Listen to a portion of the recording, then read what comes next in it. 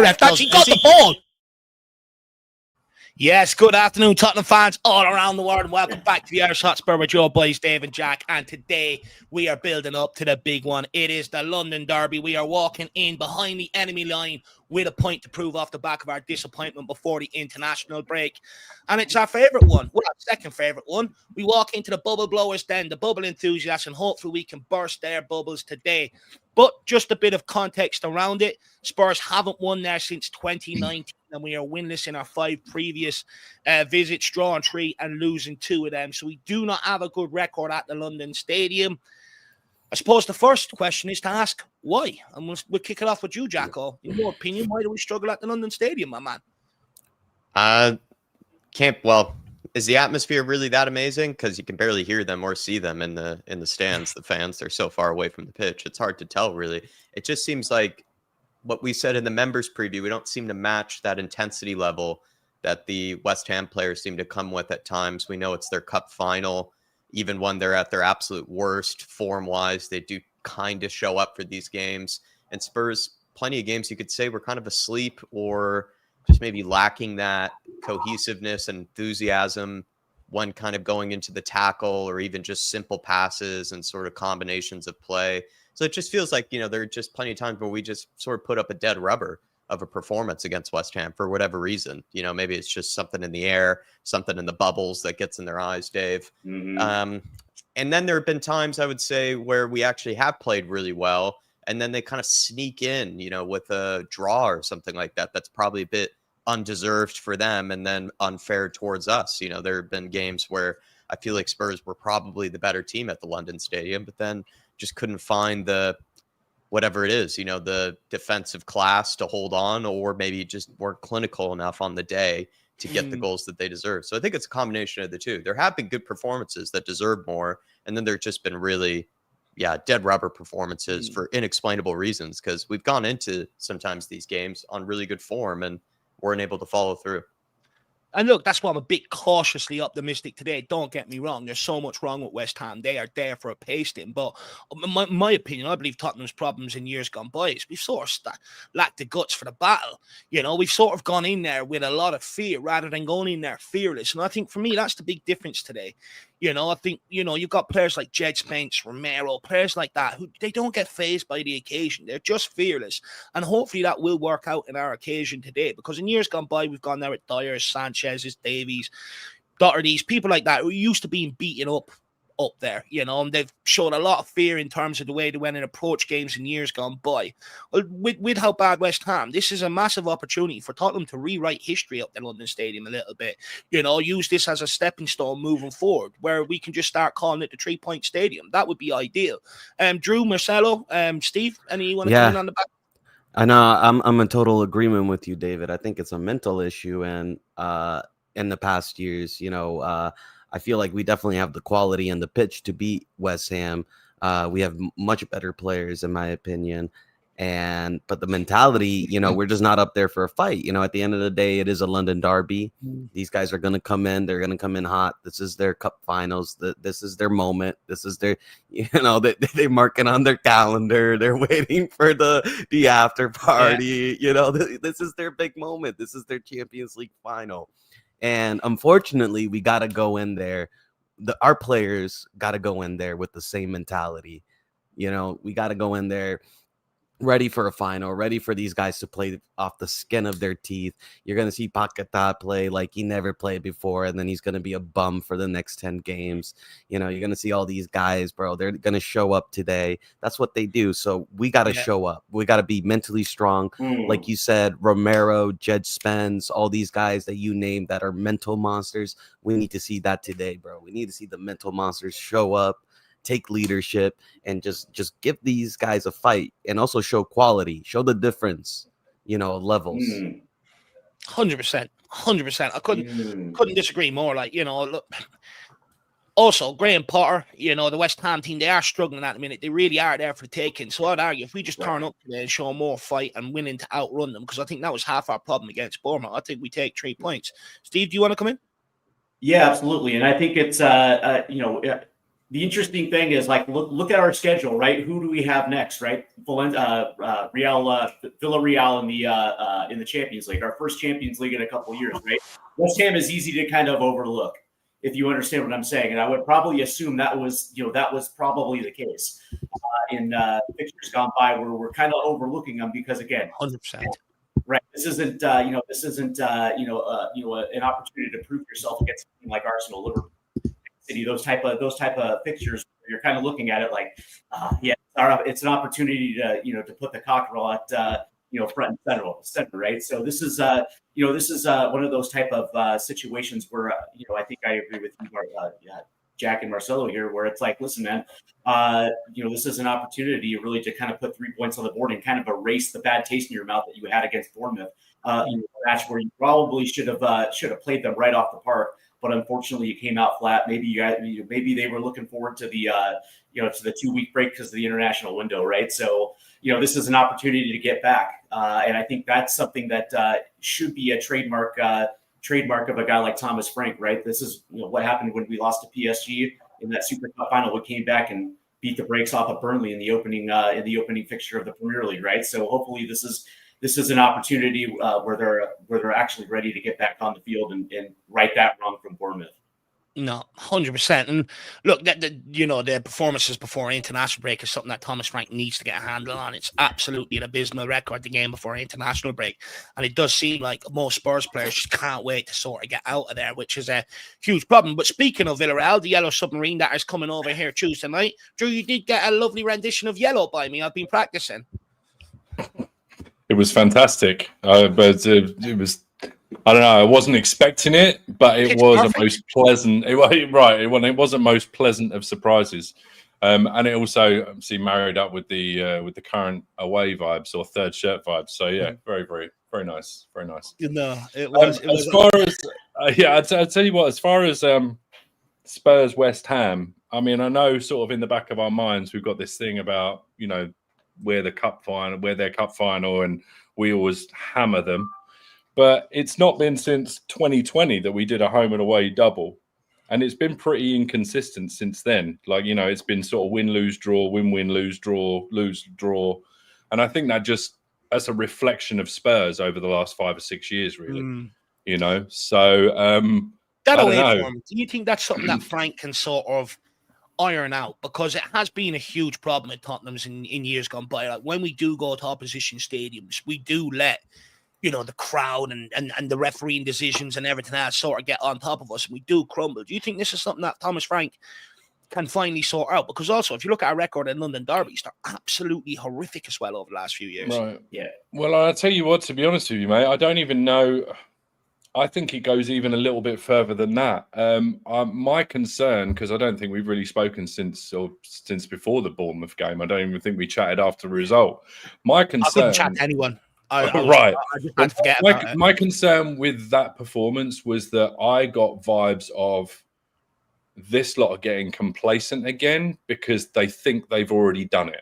Because they think that just because they have somehow managed to grab a trophy from the jaws of defeat last year, like it was just echoes of, when we used to rock up places and you think we've got this and we'd lose 2-0 to West Brom.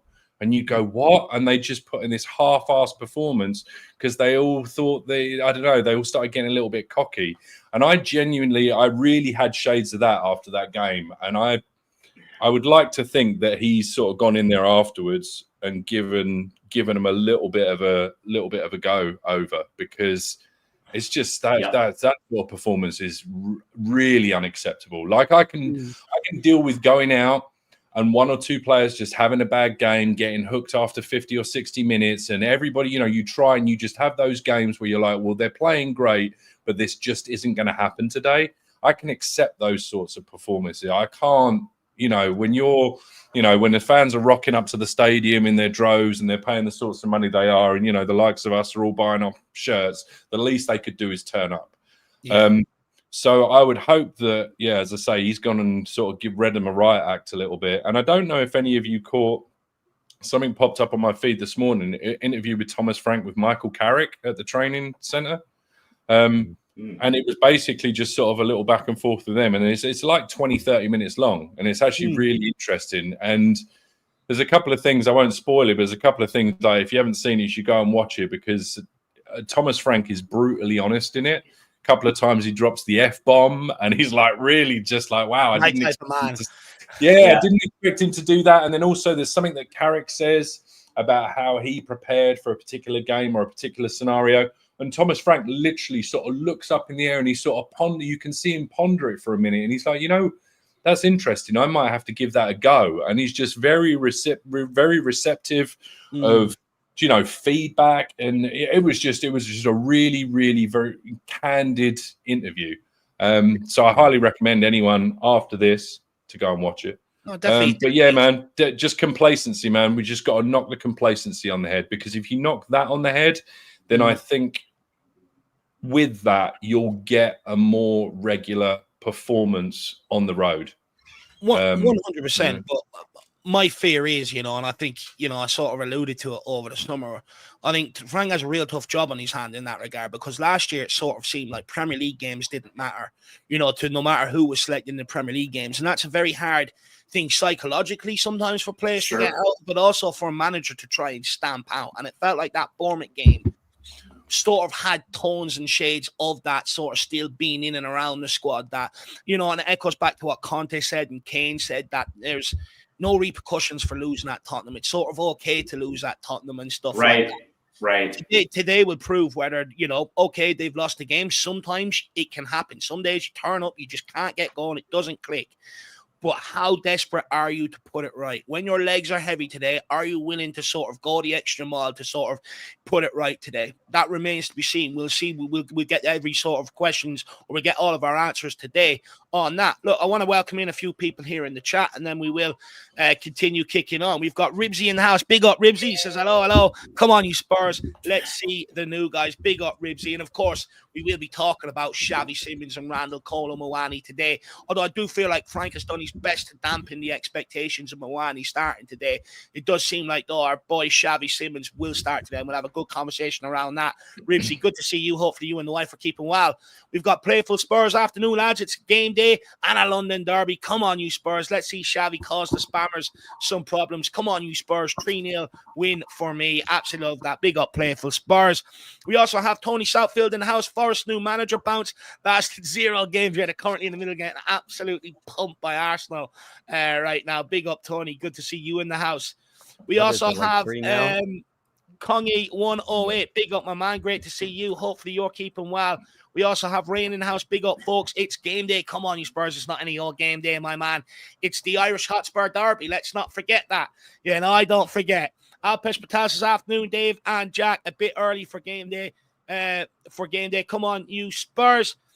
It's in London derby. We have to go a bit early, my man. Big up, Emily Dunn. Good to see you. And she says, make sure you grab yourself a membership and like and subscribe and do all that good stuff. We also have Kerry King in the house. Come on, you Spurs. Back at last. Excited to see the newbies today. We are Spurs TV in the house. Great to see you. Hopefully you're keeping well. We also have Shem Tem afternoon, Dave, Sleepy Jack, Mr. Drew, and panel. Hope all are well today. Come on, you Spurs. Big up, Shem Tem. Big up, Shem. So you get that kebab on order today, because we're definitely taking 3 points. Wilson T, great to see you, my man. Hopefully you're keeping well and life's treating you good. We've got King Huddle. The football is back. Let's fucking go. Big up, King Huddle. We've also got J Mac. Big up, Davey, lad. Jacko, Drew, Steve, and Marcelo. Come on, you Spurs. Shawnee Brown says, love the matching shirts, lads. Come on, you Spurs. We're all in Tottenham gear, which is nice to see. Hopefully your life is going well, Shawnee, and same as yours, J Mac. Good to see you in the building, buddy. Who else am I missing here? We've got K32 in the house. Big up, K32. He says, hello, Dave and Jack and everyone. Can't wait for today. They hate us and vice versa. Really looking forward to seeing Simmons today. Come on, you Spurs. Look, these are the sort of games that I wake up for. I wake up with a spring in my step, Doesn't matter what time I go to bed at the night before. I wake up absolutely bouncing, on form. Tiredness goes out the window. These are the days I live for, my man. Walking into the enemy lines knowing they hate us. It's going to be hostile. And do you know what makes it sweeter? when we turn them fuckers over and they're all sitting there crying, you know, and then it's not just them. They'll have their arms wrapped around Arsenal and Chelsea fans. They'll all be crying in unison. Big up, K32. Good to see you. Cynical Dad. Hopefully you're keeping well. Long time no see, Cynical Dad. Where have you been? Hopefully you're keeping well, my man. Good to see you in the house. Mr. Knightsbridge. Afternoon, Dave, Jack, and the boys. We've got to hammer the hammers. Burst them stupid bubbles. Come on, you Spurs. Hopefully someone's robbed that bubble machine, you know, because I believe if we could rob their bubble machine and hide it in our dressing room, then it sort of affects their walkout and sort of already puts them on the back burner. We've got Ugly Fish. Big up, everybody. Smash West Ham today. Shawnee says, let's hear it, Dave. Shawnee, if you behave yourself today, I will send a voice note into the group chat later on of me singing that song. We're getting ready for Tuesday night. Big up, my man. Good to see you. And then who else we got here? We've got Wayne Bonner. Says, good afternoon, everyone. Hope you're all well. 4-0 win today. Come on, you Spurs. Big up, Wayne. And we also have Iceman, member for 25 months. Big up, Dave, Jack. Another month down. Many more to come. Love the channel and content. Long may it continue. 3-1 Spurs win today. Come on, you Spurs. But you know what? It's nice to see a bit of love because I woke up today on my predicted lineup and someone said this is the worst Spurs channel out there, and there's quite a few. It's absolutely pathetic. So I really do appreciate the nice compliment and kind words today, Iceman. Very nice of you. It's nice to see that some people do appreciate what we're doing over here. Big up my biggest internal happy clapper. Big up Leighton Evelyn. Good to see you. Hopefully you're keeping well. We've also got N in the house. Fat Tony. Good to see you, brother. We've also got Faz Radfar. Great to see you. Lee Neri in the house as well. We also have Minch in the house. Good to see you. We also have Ray Ray. Big up. Come on, you cockerels. Good to see you, Ray Ray. We have Let's Go in the house and Mud FC as well. Good to see everybody in the house. As we go along with these questions and we're having our discussions, don't be afraid to put your points across in the chat. Don't be afraid to get your questions in either, guys. But look, we'll kick off with Drew this time. Drew Skeet, the Bournemouth loss wasn't just... Hello. Sorry, I heard my name. Oh, sorry. Hey, the Bournemouth loss wasn't just, you know, shambolic. It was flat. It was lifeless and lacking fire in a high stakes hostile London derby. Do you actually trust this Spurs squad to show the necessary fight and to show the necessary character, you know, today, and sort of show that mentality that we can put that Bournemouth result behind us? Because, like you said, it was atrocious. Yeah, I mean, you'd like to think so. The one really nice thing, the one real positive thing this week, or one of the positive things, and I think it might, I don't know if it puts it to bed, but I think it helps when you see the likes of Cuti Romero, who wasn't able to play, obviously, the second game of the international break, so came back early and was training early. And that's the sort of thing you want from your captain, right? Because he could have just stayed out there, could have watched the other game from the sidelines, has done in the past. So that's a positive for me. The fact that none of our players came back injured, to our knowledge, is another good thing. The fact that the likes of your Bentancur played 290 minutes unscathed, which I'm all for, because, you know, for the amount of football he's missed the last couple of seasons, that's the sort of thing that's nice. You know, but by the same token, unfortunately, you know, Paulinho only got about 22 minutes over the course of 2 games. So, you know, how many minutes has he got in his legs potentially? But you'd like to think that your guys like that are going to come out with a point to prove. They're going to, I mean, obviously West Ham, I feel like they maybe got a little bit lucky, and I don't want to say lucky, but they got the rub of the green in the last game because Forest let one in, and then all apparently, you know, the gates opened, another 2 went in quick succession. So I think it flattered them a little bit. They've not started well this season. Potter's, I don't know quite what Potter's doing. I mean, I don't follow them too much, but noises coming out there is that nobody's particularly happy with anything that's going on at the moment. So I don't know. They might even be due a manager change soon. So I think we just need to concentrate on ourselves, and we need to, you know, realize that they're there for the taking. The one thing I will say, obviously, Xavi Simons is just going to be a complete, I want to say game changer, because that's maybe a little bit too soon, but he's going to be an unknown quantity. And I think he's going to go out there with a point to prove. And then also, I mean, I don't think he'll start because I don't think he's got enough minutes in his legs, but Kolo Muani is going to make a huge difference up front as well. And I just think even with those 2 additions, it's just a completely different dynamic up top now. And the one thing that I just want to put in everybody's mind right now so that it sticks for the whole season. He's coming in up off the wing, Kolo Muani, sticks it in the top bins, Kolo Muani. So yeah, that's I think that one's funny. We're gonna have to work on that, but that's the song, I think. But no, I'm just excited. I'm just excited with those two, plus what we had up front. Richie hopefully kicking on and in his good form. Bournemouth aside, I think it's just going to be a little bit of a different Spurs going forward now.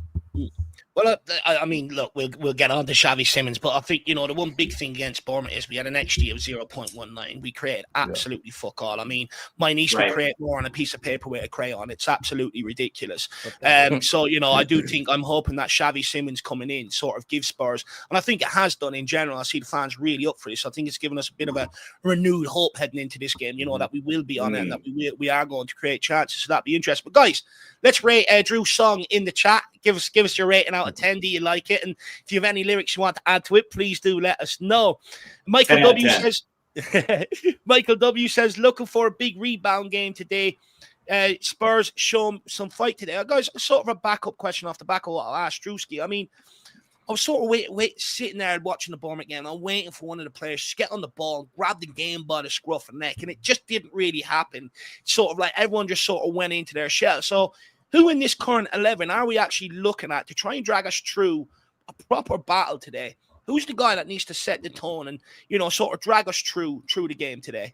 I think probably Mohamed Kudus in a game like this, we know that he's going to show bits of quality. He's got maybe a point to prove against the guys that have called him Mohamed Judas. And then I think they're not going to be able to hear. He's not going to be able to hear him boo, is he? It's going to be that focus.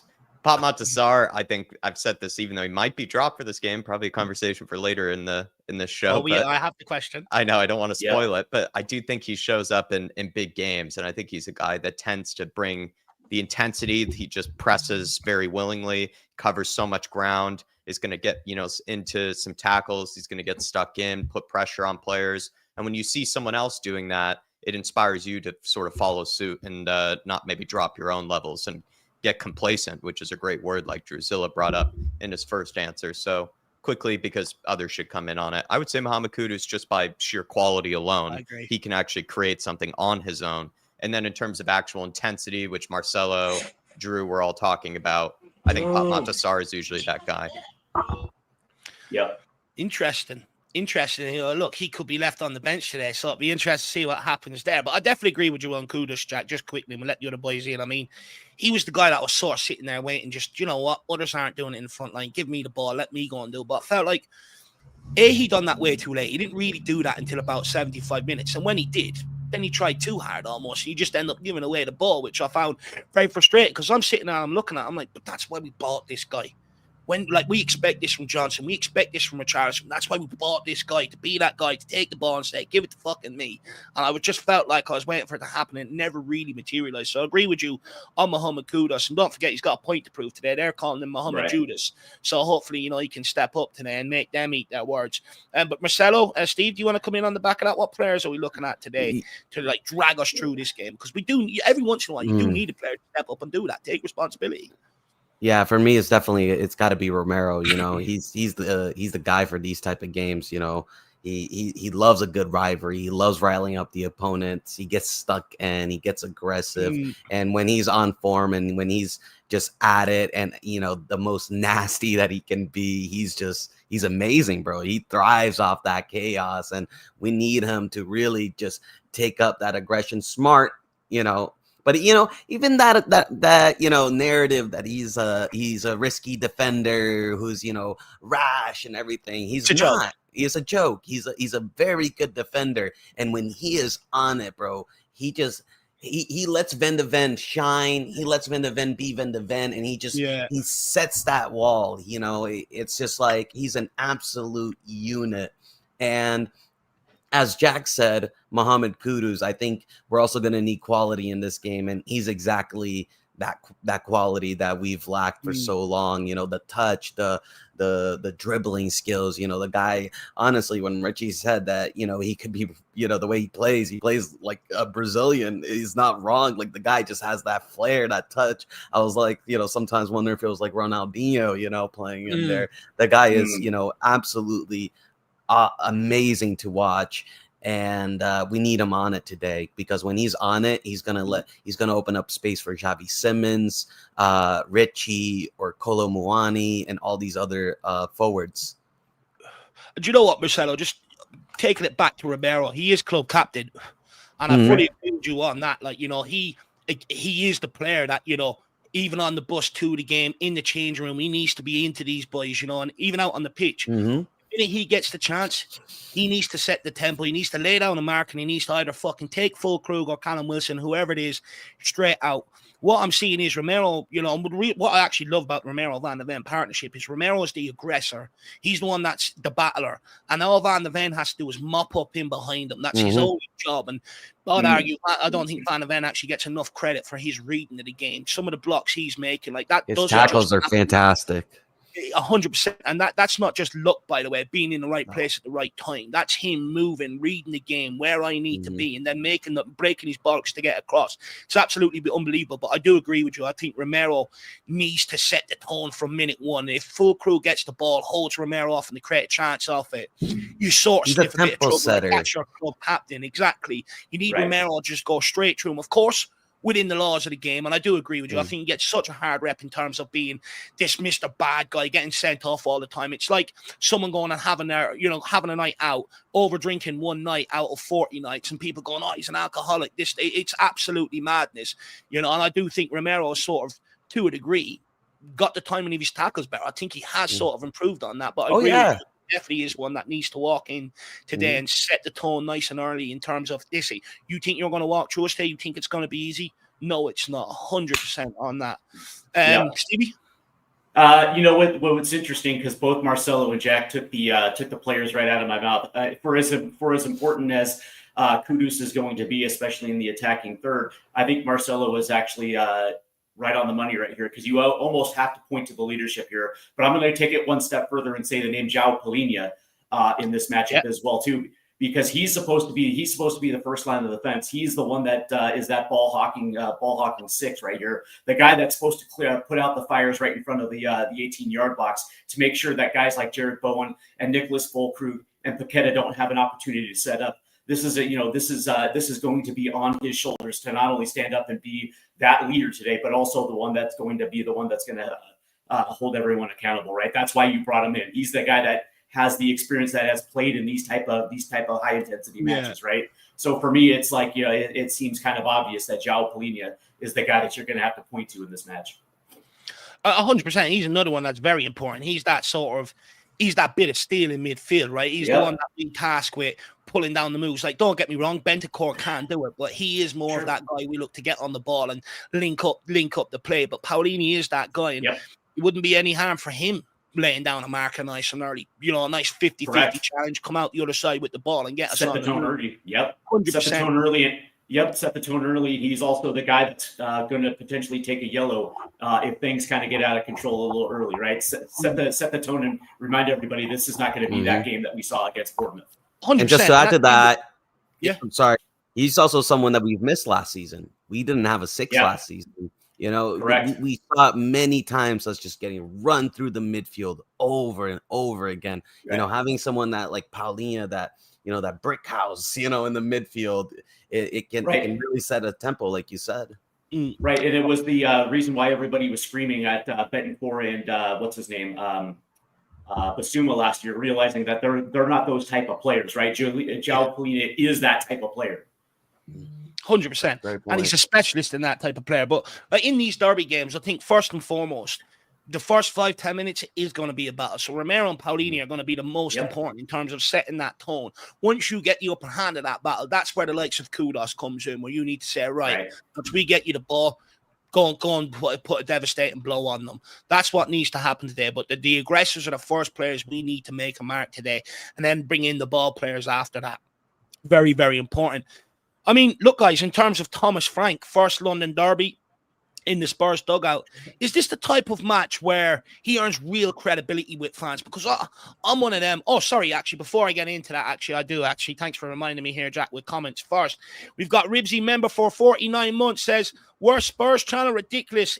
Years of entertainment, hoping for many more. Come on, you Spurs. I really do appreciate that, Ribsy. I don't know how many more years I have left in me on this planet Earth, but as long as I'm here, as long as Tottenham are here, this YouTube channel will be here. So big up, my man. Big up, Ribsy. And then when I die, Jack is the younger buck of the two, so hopefully he can take it forward. Big up, Ribsy. Good to see you, my man. Really appreciate the comments. We've got Tottenham Logic TV. There will be thousands of bubbles made of tears today.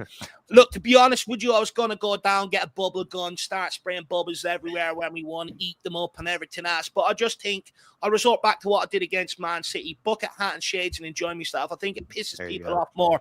Big up, Tottenham Logic. Good to see you in the house.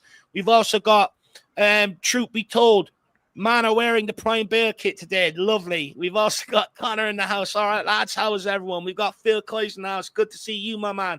We've got Shawnee Mannix giving us Drew Song a 7.5. We've got Stevie Fraser in the house. Good to see you. Michael W. says Sarah's on a roll. 2 goals during the break. We will get into a Papa Matt Sarah conversation. King Huddle says Romero, the Doberman, must set the standard. Absolutely spot on. K32 says Romero to buckle Bowen early, hopefully. To be honest, I don't even think we need to buckle Bowen. I think Jed Spence will take care of that. Truth be told, says we will batter wet spam today. Not worried in the slightest. Sean E.J. Daniel says West Ham 1, Spurs 1, and the Frank engine needs an overhaul. Shawnee Malik says, I think Simmons is the key because it means they can't double up on Kudos, which I think is a very, very fair. Geez, you know what, Sean? You actually make a fair point for once. You know what I mean? You were, Also, Shawnee Maddox's 7.5 is everyone else's 9, so I'll take it. 100%, man. It feels like me and Sean are on the same sort of chakra today. Big up, Shawnee. Good to see you in the house. Michael W. says Spurs 2-1. We've got Barry Eccles in the house. Need everyone at it 100% today. West Ham will be buzzing after beating Forest, and we want to put one over on us. Tough game, I think. 3-2 to Tottenham. Come on, you Spurs. These games are always tough, Barry. We just, as long as we get out here with the 3 points, roll into this yellow submarine on Tuesday in the Champions League against Villarreal.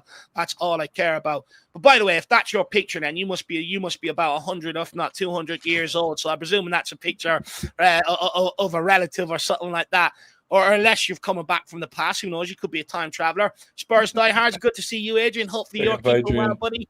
We've also got MJ Marcus. Hello, panel. Also, Boa Tarda, Marcelo. Let's get the wet spammers done today. Come on, you Spurs. Boa Tarda? No? Boa tarde. Botage. Boa tarde. Yeah, very well. Boa tarde. Big up. Yeah, that was good. MJ Yeah. Is that Brazilian or Portuguese? That's it's Portuguese, yeah. Same thing. Rohan says, "Whoa, was having the stream in the background play, but recognized an old familiar voice. Great to see you, Marcelo. Hope all is good." And then we also have Shawnee Maddox. Nobody shouting out Simmons. He is crucial in stopping opponents from doubling up Kudos and stopping the attack. On that one, Shawnee, I do agree with that point that you're actually making. The fact that, Xavi Simmons does have the ability that he needs to sort of be given a little bit of special attention from the opposition, and that, does mean having him in the middle. Can they really go and double up on Kudos? But what I will say, as long as we have, close your ears, Drew, Brennan Johnson on the left-hand side, I think teams will leave that free to a certain degree, back themselves one-on-one, and shift all the bodies from the center to the right. And that is another way that they can sort of prioritize in stopping that. So we do need Brennan Johnson to become a bit more, creative down that side, I would say, and then that way we're stretching the whole. Are you saying, Dave? Are you saying we need Brennan Johnson on the left hand side? Brennan Johnson on the left hand side. No, you got me up. No, I'm not even going to go. That's a 5, right? It's a 5. 6.5. Yeah. I gave you a 10 for the last one, but that one, right. That was... man, if my average is going to start going down, I'm just going to stop. Do you know what? I do appreciate the effort behind it, and I appreciate you're going behind the effort and giving these guys songs. But I think that one for Brennan is just a little bit over the top for me. But I do appreciate it. But Shawnee, I think the reason why no one's really mentioned Simmons is because it is his first game. It's really hard to know what to expect. Are we going to see a guy that walks in today and gets on the ball and lights it up? Or are we going to see a guy where we might just see moments? You know, this is a hostile atmosphere to go into. It's a difficult place. And we've seen that by our record. We haven't won in the last 5 games out there. Last win coming in 2019. And because we haven't seen him in action yet, it's still a bit of a relative unknown. So I think that's why people maybe haven't mentioned Xavi Simons in the player that we really need to step up today in terms of grabbing the game by the scruff of the neck. But I think if he turns up today, I think he'd be the first name on people's lips then moving forward. But don't worry, we have a full conversation of Xavi Simons to come. But big up, Shawnee. Well, Shawnee actually loves that song. He's gone 10 out of 10, so you must be doing something right. You're perking Sean's interest today. But guys, let's have a quick chat about Thomas Frank. I mean, this is Thomas Frank's first London derby in the Spurs dugout. Is this the type of match where he earns real credibility with fans, or sort of picks up fans that maybe still aren't 100% on board? Because I am of the opinion a Derby Day game, it sort of either makes you or breaks you in terms of your support moving forward for the next couple of games, in my opinion. How do we feel on that? Yeah, I think. Yeah, go ahead, Marcel. I was gonna say, I think it's 100%. It's definitely will affect the mood with the fans, especially with how he came in. Personally, I'm in the light that Thomas Frank is going to need time to set in a lot of his tactics, ideas, and implement his game plan. I don't think it's going to be right away, and the London Derby can be intense. But the first thing I do want to see from a manager is leadership, and you need to be a leader in these games. And I want to see him out there making, adapting if he needs to, changing things if he needs to, and screaming at the players if he needs to. That's what I'm going to look for him. As far as from the players, the performances, we know how it can be, David. These players sometimes show up, sometimes these players don't. So I think I'm going to look a lot more at these players and how they react to Thomas Frank's instructions. Because, I think right now with Thomas Frank, it's not fair to, judge him. That's the whole reason why I bring this question around, though, guys, is because after the Bournemouth game, people very quickly to turn to the manager. Frank, he didn't get his tactics right. He should have went with this system. He didn't use his bench correct and stuff like that. And I just worry that we're falling into the same trap that we did with Postecoglou. But, there's evidence to suggest maybe they were right, so putting that towards Postecoglou. But Jose, Conte, and I'm just worried that, anytime we lose, we're very quick to turn it on the manager. Sometimes I do think you have to look at the players sometimes rather than just looking at the manager all the time. So that's where this question really sort of comes about, really, guys. You could say, though, that he's done exceptionally well in 2 high-profile games, like the Super Cup final against PSG. Right. Like, I don't think that was on Frank. Maybe he had to use substitutions at some point. It was more on the subs that weren't able to follow through for like 10, 15 minutes is all they were being asked to do in terms of putting in a shift. And then Man City was a almost perfect performance, really. That was another really high-profile game. I mean, of course, we always wish we could play City every week, but we know that was a really good performance there. And he did technically win, against Arsenal in that preseason game, which wasn't really treated like a preseason game, in at least the intensity of how we play. And I hate, I'm going to be guilty or being a hypocrite here because I don't like doing the whole Ange versus Frank because I'm, just trying to get over that whole thing. And I think sometimes it's a bit disingenuous to do the whole Ange versus Frank thing. That's not what I'm getting at here, by the way. But what I am going to say is Ange Postecoglou had a very strong cult of support. But if you look at his London Derby record, it was absolutely atrocious. And Thomas Frank has to win 1 or 2 to do better than what Ange did. So that's all I would add to it towards the end. But he has done, my point being, he has done very well so far in these high profile games. Yeah, 100%. 100%. I'm with you on that. Look, I just think, a win today will really galvanize everybody together behind him. Yeah. Now that the first international break's out the way, now we've got a good run of games coming. I think it's sort of the momentum boost this squad needs and the manager needs in general. Look, there's a lot of support out there for Frank, but I was quite surprised to see how many people went after Frank after that Bournemouth game, and it sort of concerns me a little bit. But a win today away at West Ham, he's back in everybody's good graces, I would argue. Steve, Drew, anything you want to say on that before we move on? Yeah, and I think a lot of that was because Thomas Frank got it so right against Burnley and Man City that it almost felt like a little bit of a shock, right? So the players, the fans had no choice but to kind of point fingers at the manager. But that being said, right? The players take their cues from the manager, right? Good leadership overrides that bad feeling of losses. I think you mentioned earlier how the symptom of losing seemed to be okay with this squad over the last couple seasons. I guarantee you that a guy like Thomas Frank wasn't overlooking a team like Bournemouth, right? Understanding exactly that they're a team that actually can do damage if you're not paying attention, right? So from that standpoint, I would probably assume that Thomas Frank has already addressed the players and already set down the expectations, like that can't happen again, right? So coming into this matchup, you would probably assume that he has he already has the players in the right frame of mind for this one, right? And if they don't, and they're coming in a little lackadaisical, you would probably assume at that point it's absolutely valid. But I think at this stage right now, I think there's actually credibility in the bank for Thomas Frank right now, and I would probably assume that a comfortable win today is going to reinforce that.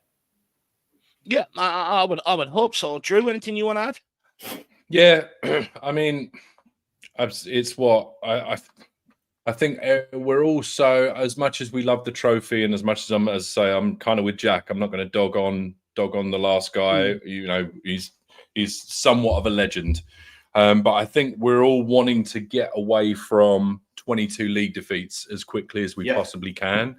And I think we just need to take a bit of a deep breath, because we are 3-4 games in, plus 3 games, 4 competitive games of pre-season into a new manager's reign. And this new manager just has a lot more ideas. And these guys, even though I think they're somewhat reverting back to remembering how to play traditional football within their roles, and they're not being asked to do some sort of outlandish stuff. I think we just need to be a little bit patient. And I know that's hard for Tottenham fans, but I would have thought that we can sort of ride on we're European champions for a little while and just give this guy time to cook and get his ingredients together. Yeah, no, 100%.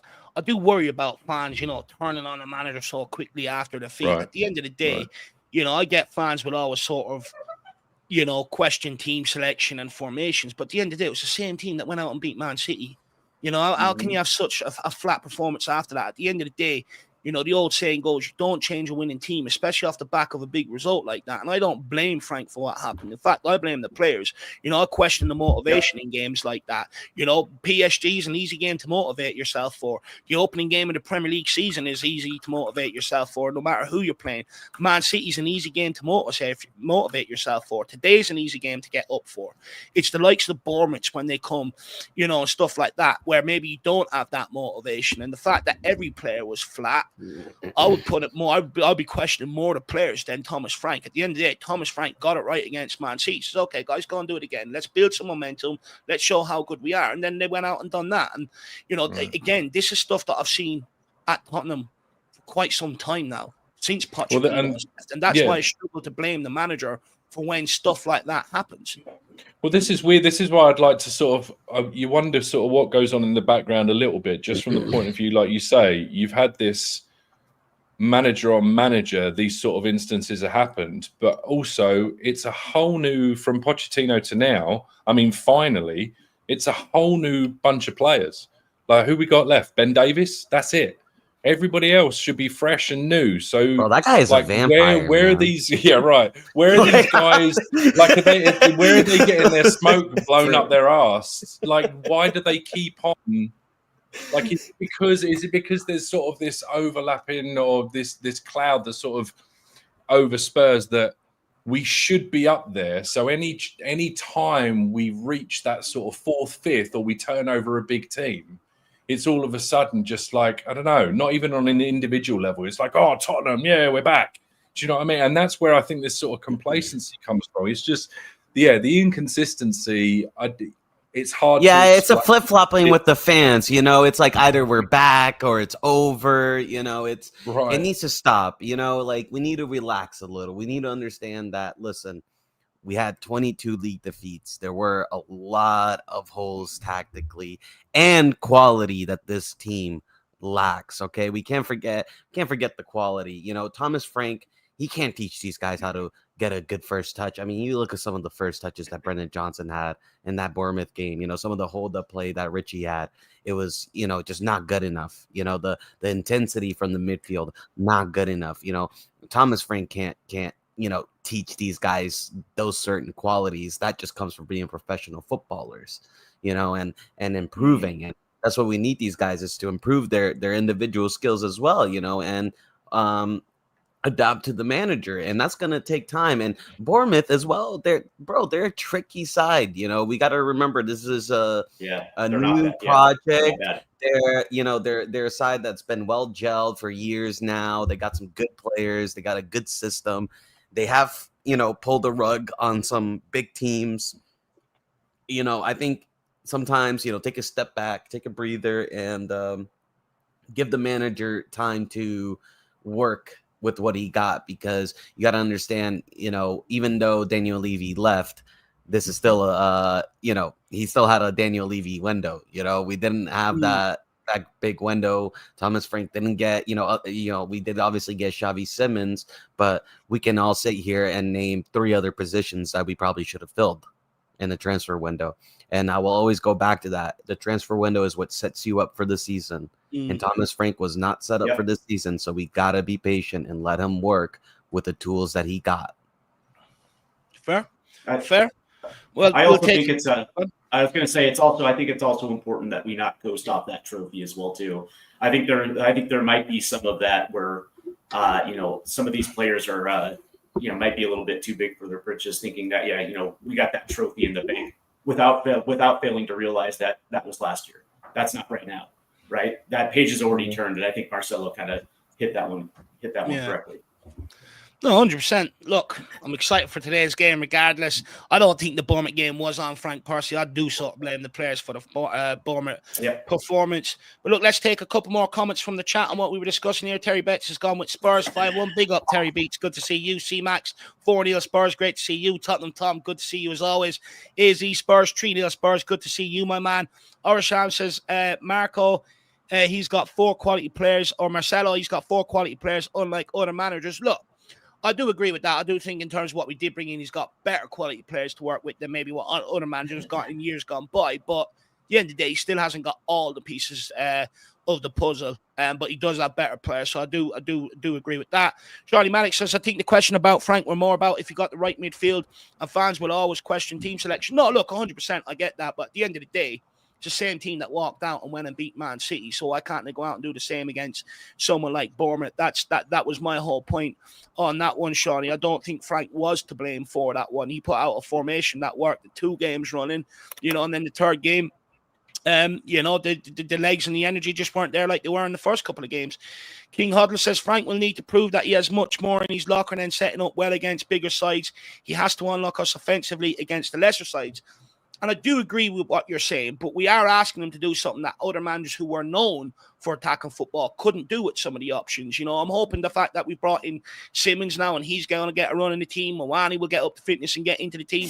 I'm hoping we will see a lot better, out of this team going forward. Sometimes I think people get into the sort of realms where it's like, oh, well, the manager has to come up with an idea. And it's sort of like, but if you don't have the right quality players, it doesn't matter what way you want to go around it. If they can't execute some of the basics of a forward player, like, I'm not being funny, but Brendan Johnson has shown since he's arrived here, he can't go at a man and beat him. He's more of a guy that arrives in at the back post. Thomas Frank can't suddenly start getting him on the ball, skinning players, doing step overs, putting balls in the box. You either have it and you want to do it, or you don't. There's nothing a manager can do in that regard. Richarlison, he's 26, 27 years of age. If he can't hold up a fucking ball by now, Thomas Frank certainly can't make him do it. That's not on Thomas Frank. That's on Richarlison's ability. And at the end of the day, it doesn't matter what way Thomas Frank goes about it. He's tried to go about it. Right, we'll go long and direct. If the boys can't hold up the ball, what do you want the guy to do? He can't just all of a sudden magic up a whole new idea, a whole new game plan mid-game, and then all of a sudden they're going to start executing. If these players can't do the basics, which is hold up a ball and lay it off, what chance have you got going forward? No manager is going to be able to solve that problem regardless. There's no one in world football that will solve this problem. The only way of solving this problem is by buying better quality players, like we done in the midfield. We plugged a huge gap in the midfield because we actually went and bought a player with experience and quality. And that's what made the difference. King Huddle on that one. We've got Derek Hutchison, big up Dave, Jack, and the panel. Let's blow these bubbles away today. Big yourself up. King Huddle trying to do an I got you moment here as well. So Dave, having said that, who will you blame if we lose today? Because on last word on Spurs, you says Frank cannot get away with losing today. Now, what I was actually arguing was Johnny's point where he was like, well, you know, if we do lose today, Frank should get a free pass. And I was kind of arguing. It was like, hang on, if you're going to say that about one manager, then why don't you say that about other managers in years gone by? Like, you went after a manager and everything else. Now you're sitting here saying, you know, this guy, if we lose, he doesn't deserve any criticism and stuff like that. And it's sort of like, but if your belief is, you know, and you went after managers in years gone by, then you got to continue that way.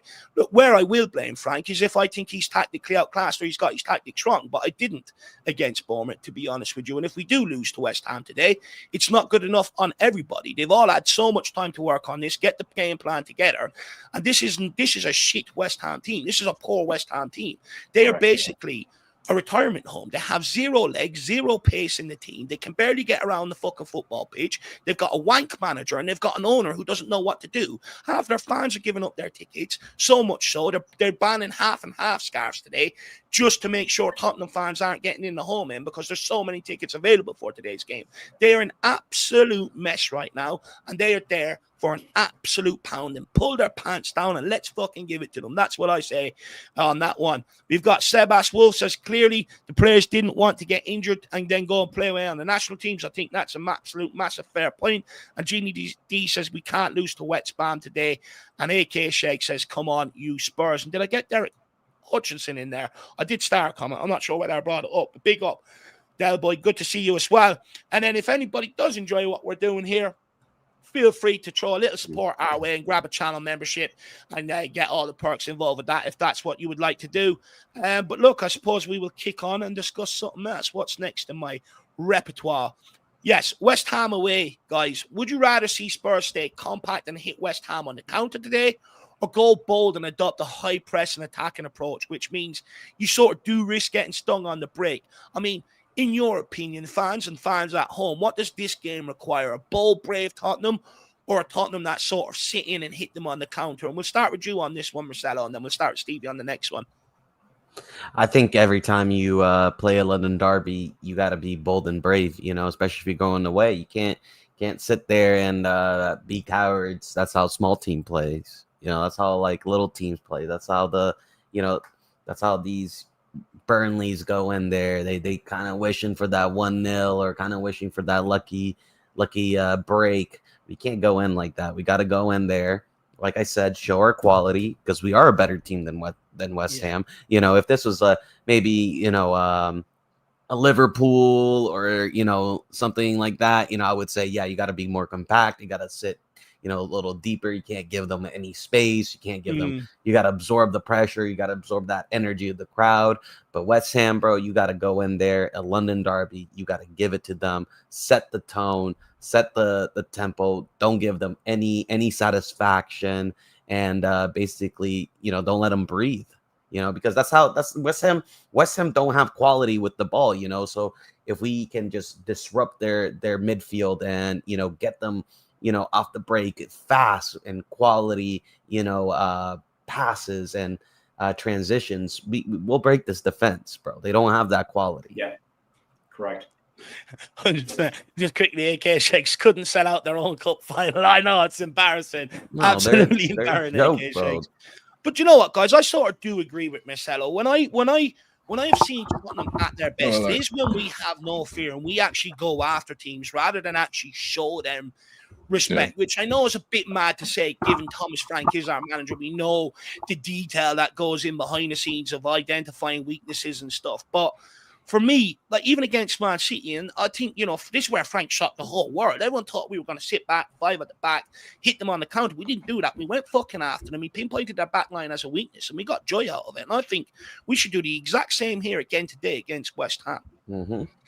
I wonder if, I don't know if anyone because I know we obviously want to see Xavi in the 10, because that's probably where he's going to be most effective. But being as we're still a little bit light on the left-hand side at the moment, I mean, obviously there's Odegaard and Tell that could go over there, but could you see a scenario? Because I think Pape Sarr is so good at pressing from the 10 as well. Yeah. Can you see a scenario maybe today where he sticks with maybe a Bentancur, Polina, and then does Sarr in the 10 to press and has Xavi over on the left? Or you think maybe, I don't know if we're going to get into that or if that's I am. I'm going to get into that after yeah, the back of this. I just wonder because of how well Sarr presses in that 10.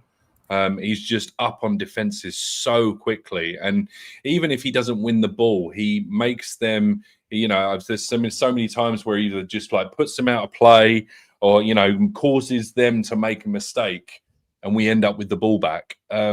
So I don't know. It was just the thought that I'd had as I was looking over the. No, 100%. I mean, we're going to get into that because you're right. Because Pape Sarr was involved in 2 of the goals against Burnley. I think 2 of the goals against Man City. He's been heavily involved in a lot of the goals in terms of his pressing work. Right. When it comes to Xavi Simons, though, from everything that I've read and the glowing reports that have come from coaches that I've read, and all, the work rate is one thing they really sort of credit this kid with. And if he can apply the same work rate and also have the technical ability, then I do think then it is thrown back to Pape Sarr. Okay, can you offer that other side of the games that maybe fans think you lack? So, but in general, you want to go at them today, then, Drew? You want to go after them rather than sort of show them a bit of respect, sort of play on the counter? Yeah. I think the only 2 that really give me any sort of cause for concern is Paquetá. Because I think he's got a wand of a left foot, even though he might, might be a little slow. He's just he's my kind of footballer. I could just really enjoy when he seems to. He's one of those players that makes the game look a little bit slower at times. He's just got a little bit of sort of grace and poise about him. And Jared Bowen, and those are really the only 2 that give me any cause for concern. I don't know enough about their other new midfielder, although I've heard good things about him. I think he came from Southampton. Southampton, that's right. So, but he's come from Southampton. I mean, really, how good can he be? You're moving from Southampton to West Ham. I mean, what are we doing here? Do you know what I mean? So I don't know, man. I don't know. They got who up front? Callum Wilson, is it? It'll either be Fulkrug or Wilson. Well, I think Wilson. I think Fulkrug's injured, so I just don't see it, man. Can you even though do a counter-attacking approach against West Ham? Name me a West Ham team that have ever tried to dominate the ball and sort of be that team in possession. I mean, and then in that case, it's like a bit of a cage fight where it's just 2 really cagey teams, not conceding anything, and then you're just hoping you kind of nick one. I almost feel like that. But I think you're almost if you play damned to sort of have to have the ball against them in a way. Yeah, I was just going to say, Jack, I almost feel like we're playing into their hands if we play like that. Like Jose Mourinho, I thought it maybe played into their hands because that's what they want. Yeah, right.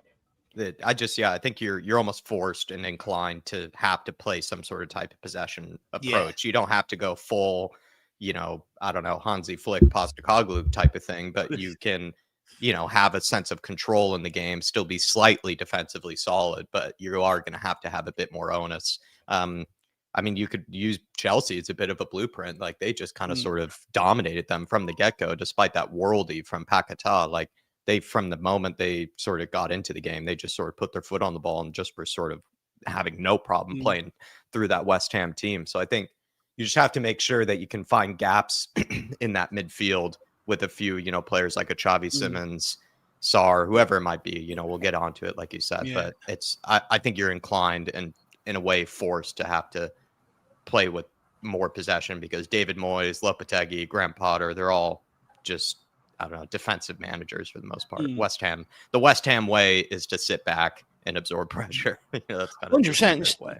100%. And I agree with you, Jack. On this one, Stevie's coming too. I think, with West Ham, I don't really believe they possess the ability to be able to play through us. And where the danger, though, comes going after them is if one person is off that press, that's where the gap appears to be able to play out, and that's where they catch you.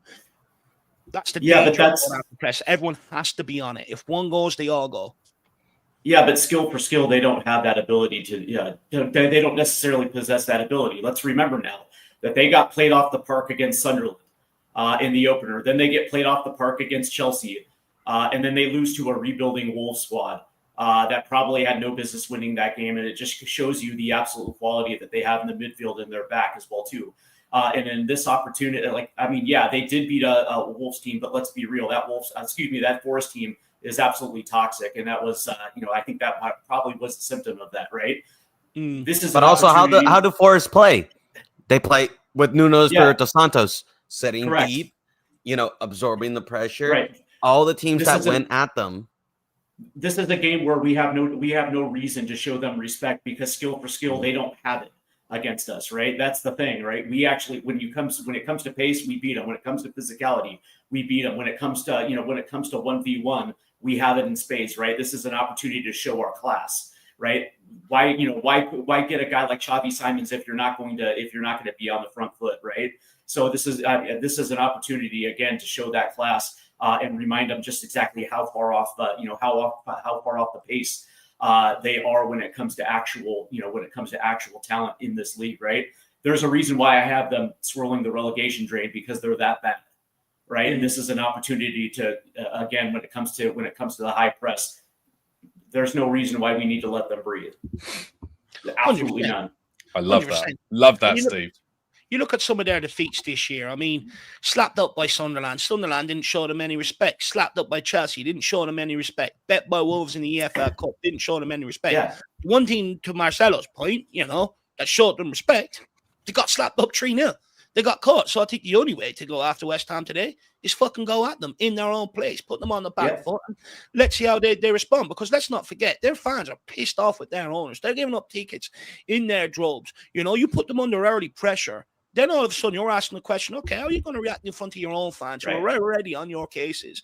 And I think that's what we really need to do inside the first 5-10 minutes today, if we can. It's just ask the question and see if they crumble. If they do, I mean, it's going to be a great day for every Spurs fan. So hopefully we can get that done. We've got Martin Knightsbridge in the house. Says, love what you guys do. Keep up the good work. Really appreciate it, Martin. Very, very kind of you, and good to have you on Thursday night on the discussion about Daniel Levy, man. Of course, today is the first game without Daniel Levy. I think the first game in like 24, 25 years without Daniel Levy as the chairman. Big up Martin Knightsbridge. Hopefully we can kick off the pre-Daniel Levy era with a good win, my man. We also have Ray in the house. Too much West Ham disrespect. Remember where we came last season? I do remember that. I do. However, to someone's point in the chat, to Trinidad's point, West Ham need to be showing who the true champions of Europe are. Come on, you Spurs. And this is the thing. I think you can look back at last season in two ways. You can look back and go, okay, league form, granted. Or you can look back and go, Europa League champions. Personally, I prefer to look back and go Europa League champions rather than 17th. We finished 4th, 5th. We finished inside the top 10 and not one fucking a thing. And all that does is, make me more and more hungry and more impatient for trophies. Actually winning that trophy last year is actually giving me a bit of patience, moving forward, giving Frank time, this season to sort of get his foot under the mat, get things going and stuff like that, rather than put a lot of immediate pressure on the guy and stuff. So I prefer to look back at as we are European champions, my man. We've got Derek Hutch says West Ham turkeys are just waiting for Christmas. You've got Shen Tam says need to press them because their backline isn't strong. Goalkeeper is suspect and we need to be strong and bold. And that's the area we highlighted against Man City. We said, we could show them respect in terms of their midfield and their front line, or we could just go and press that back line into mistakes and be brave. And we got our rewards at the end of the day. And I think West Ham's back line is exactly the same, to be honest with you. I think they're ropey. You go and put them under pressure, they will gift us goals. Matthew Breaker says, me and Jack look cute in our matching polos. I'm not sure they're matching polos. I've got a good Adidas jersey on and Jack's got another jersey. But look, if you think we look cute, we'll take that. Martin Knightsbridge says, spoke to my mate. He's already preparing to get the train home at half time.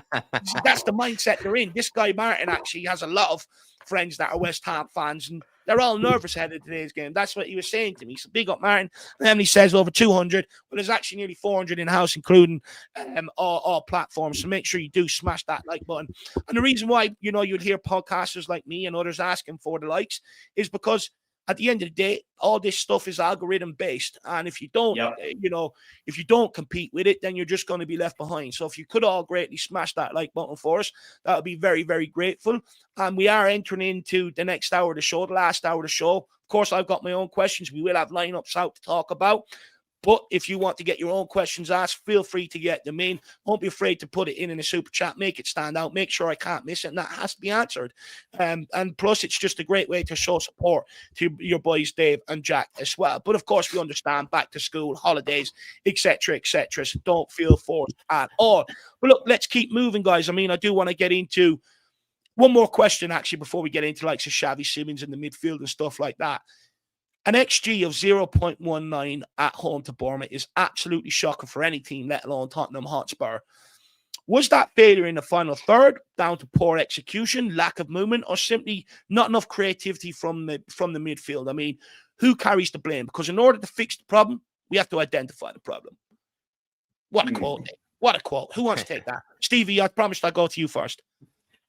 Well, certainly it's on the creativity aspect, right? Because, again, when you can't break down a back line, it goes to the point where you're going to allow your opponent to overload certain portions of the field, to take away your best on the ball attacker. And that's what I saw against Bournemouth, right?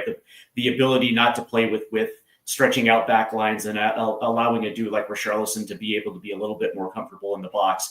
That just wasn't the case. We just didn't have it. Our League Cup play wasn't really all that good. And when it did, you saw two Bournemouth shirts, press the ball. And then at that stage, there's just turnovers and, bad chances, trying to get the ball out wide.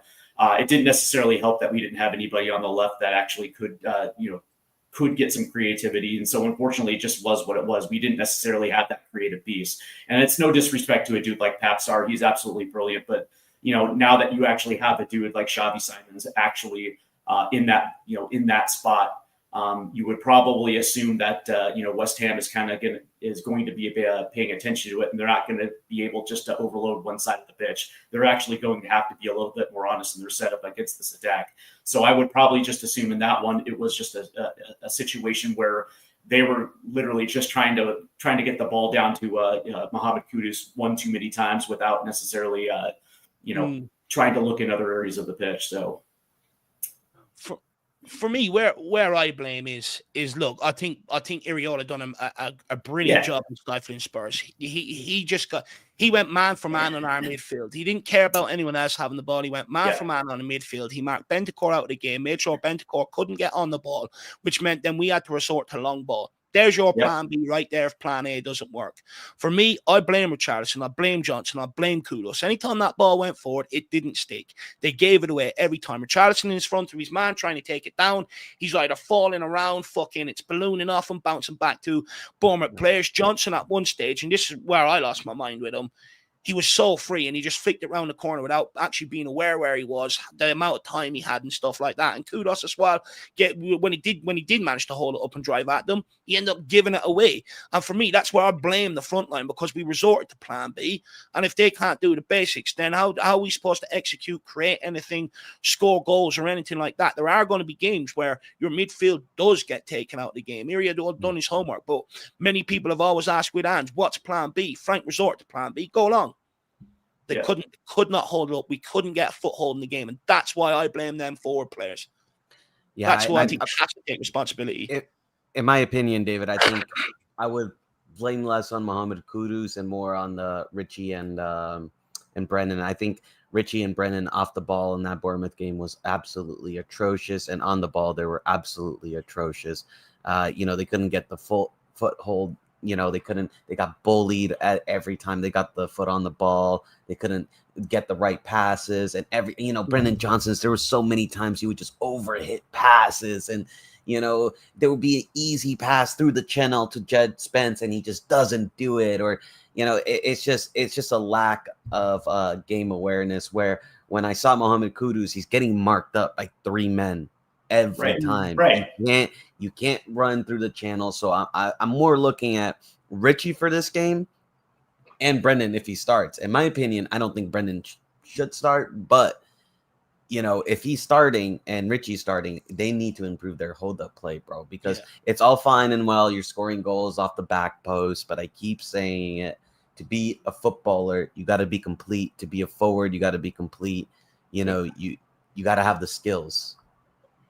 Yeah. But look at the last two. Look at Matthew Breaker, big up, and Rain, big up. Matthew Breaker says, "Why did we go down Johnson's side all game?" And then Rain, "I think the Kudus analysis is harsh. He was constantly doubled or triple marked," which answers Matthew's question as to why we went down Johnson's side all game, because Kudus was double and triple marked. But then Johnson's got to produce. I'm not suggesting sorry, he doesn't. but I'm just suggesting that that's probably that answers Matthew's question why we went down Johnson's side all the time. He's not good at. Clearly not good at doing much, unfortunately. And then you've got Richie, who doesn't know how to hold up the ball. So at the moment, you know, especially like Iriola had our number last week. I mean, I think we rocked up there and we looked at it and we went, well, not only is it Bournemouth, it's a Bournemouth that have just lost, you know, three of their 4 back 5 or 4 of their 5 back 5. Yeah, this will be easy. And it's that complacency thing again. And then we got, I wouldn't say we got turned over, but it could have been an absolute mauling. Could have been more. Absolutely. But yeah, exactly. But who have we got? Like, I think the thing that we've had, the issue, as much as I love Pap Sarr and as much as I love Polinia, and as much as I'm starting to come around a little bit with Bentancur, I still don't think he's everything that everybody seems to, or some people seem to think he is. There's nobody in that midfield for me. There's no actual 10, right? And now it's really starting to show. And I think it really started to show last week, because when the long ball, like you said, we went to the long ball because the short game didn't work. Well, the short game didn't work because we've got nobody in midfield that can actually receive the ball, turn, pop a ball, you know, pop a cheeky little ball out, do a nice little 1-2. And it was really, I guess, it's kind of when you go from the outside looking in, you sort of bigger picture, it was kind of obvious that was going to start having to have a real impact, not having a Maddison, not having a Kulu. You've essentially got that though, Drew. I know you're not a big fan of Bentancur, but to be fair, from the start of pre-season, Bentancur has been the one to get on that ball and move it. It's clear that that's what his job is in this Frank system, and Pelini is there to provide the steal. Now, don't get me wrong, I do agree with you, he got marked out of the game, and he just couldn't get on the ball. We couldn't get him on the ball. I do agree with you, but because I've seen another video that was put out where someone was like, you know, we have no deep line playmaker. And I'm sitting there, I'm like, what games have you watched any of Spurs' games this season? What do you think Bentancur has been doing? Honestly, like I struggle with it sometimes. No, and you're right. And he has done a job, and it's not like I'm saying that he's not able to progress it, but I just think, I mean, I don't know if there's a day of the week or a month of the year where if I said to you, you'd rather have a natural 10 in there somewhere rather than having to Bentancur be some sort of makeshift. I don't know. I mean, I'd just take a 10. But were people not complaining last year that they didn't want someone like Maddison being back there doing that job, though, right? People gone mad about it. I don't think no, not necessarily. But in games like you had last week, and in game, you do want the ability of your 10 to cut. You want him to have that ability, right?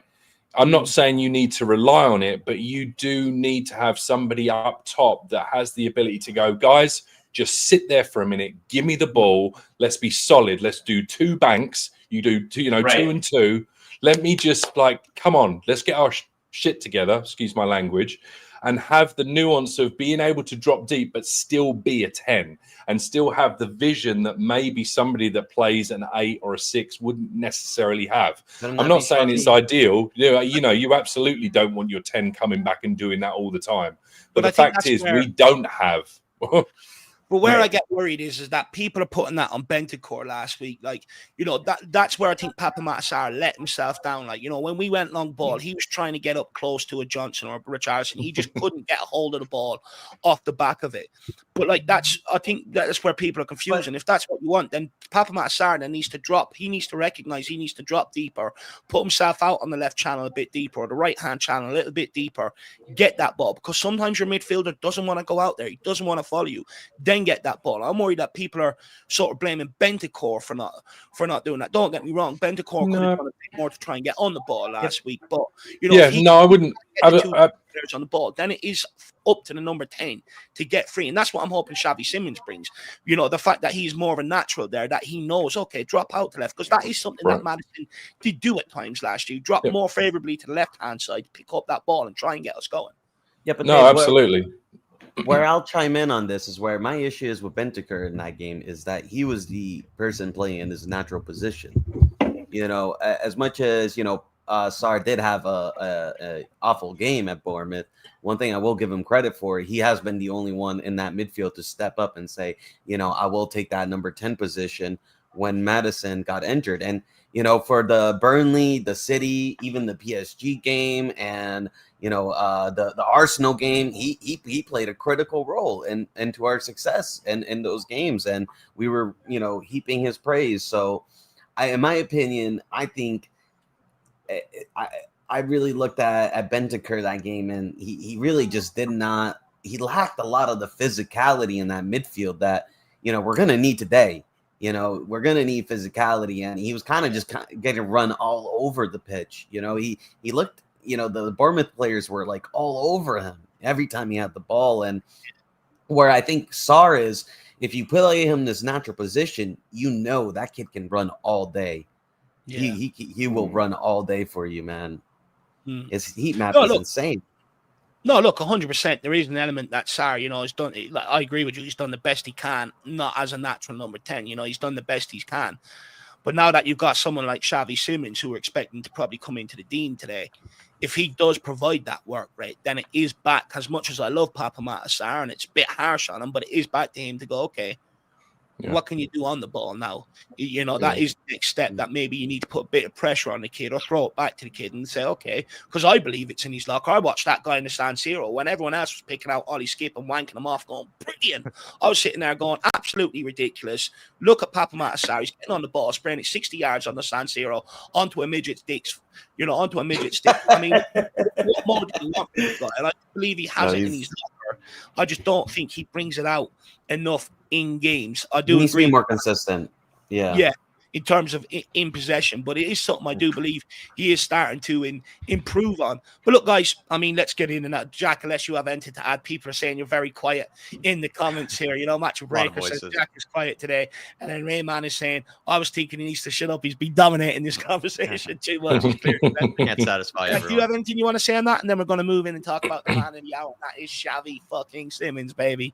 I just think the Bournemouth game quickly was the same problem we experienced last season, where everyone knew that Sonny was going to be the one that they double mark, triple mark, because he's the one who can create and score. And then Johnson was the one that would be at the back post, but can't do anything else apart from that. So Spurs were just extremely predictable. And we were also really predictable because last season there was a period where we were missing Maddison and Kulusevski. So we didn't have a number 10 to sort of also take some of that burden away. So it's a very similar problem to what we had last season. It's just Kudus instead of Sonny this time around. So it's something we've run into before, where if you don't have a number 10, then the only other creative player we have in terms of the forward area is then one of the wingers, because we know Johnson can't be a creative winger. He's just incapable of it. So then Spurs all of a sudden become very predictable. Brilliantly said. Fair point. Well, look, Jack, we'll come back round and start with you again on Xavi Simons. I mean, Tottenham coaches were giving Xavi Simons the freedom to try whatever he wanted during training drills on Wednesday. During the session, Matty Wells could be heard shouting, fine, Xavi, go on, Xavi. You create whatever you want.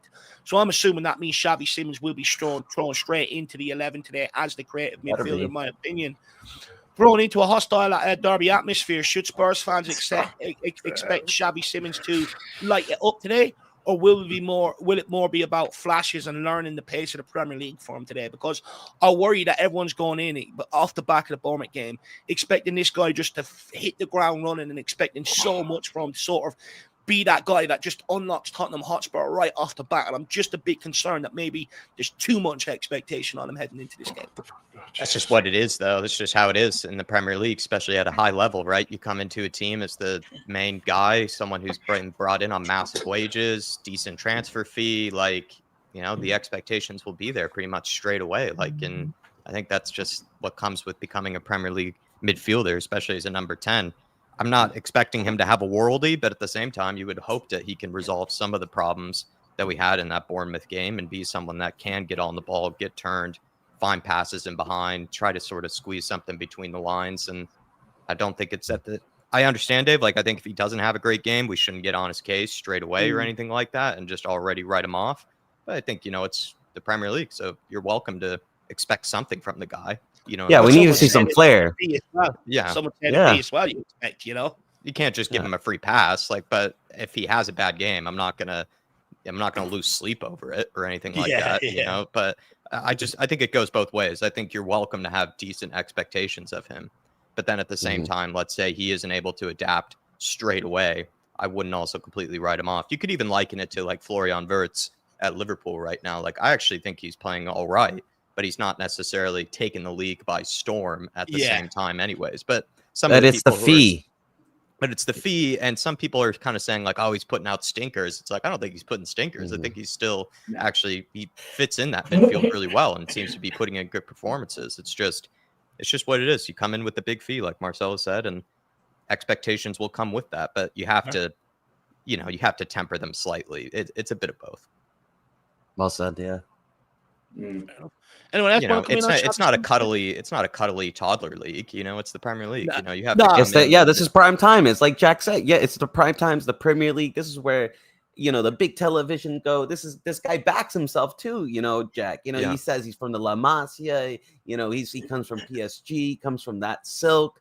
This is a guy that has Champions League experience. Although, yes, I'm with Jack. We should not get in his case if he has, a poor performance or if he's not up, right up to it right away. But I do expect glimpses of, wow, okay, this guy, you know what I mean? Like, glimpses of moments of, flair from him. I do want to see that at least this game. If I can see that, at least 2 or 3 times where I'm like, okay, this kid, got something in his locker, he's got something special. I'm okay with that. But I think having some expectations is, especially we're a big club, we got to have expectations.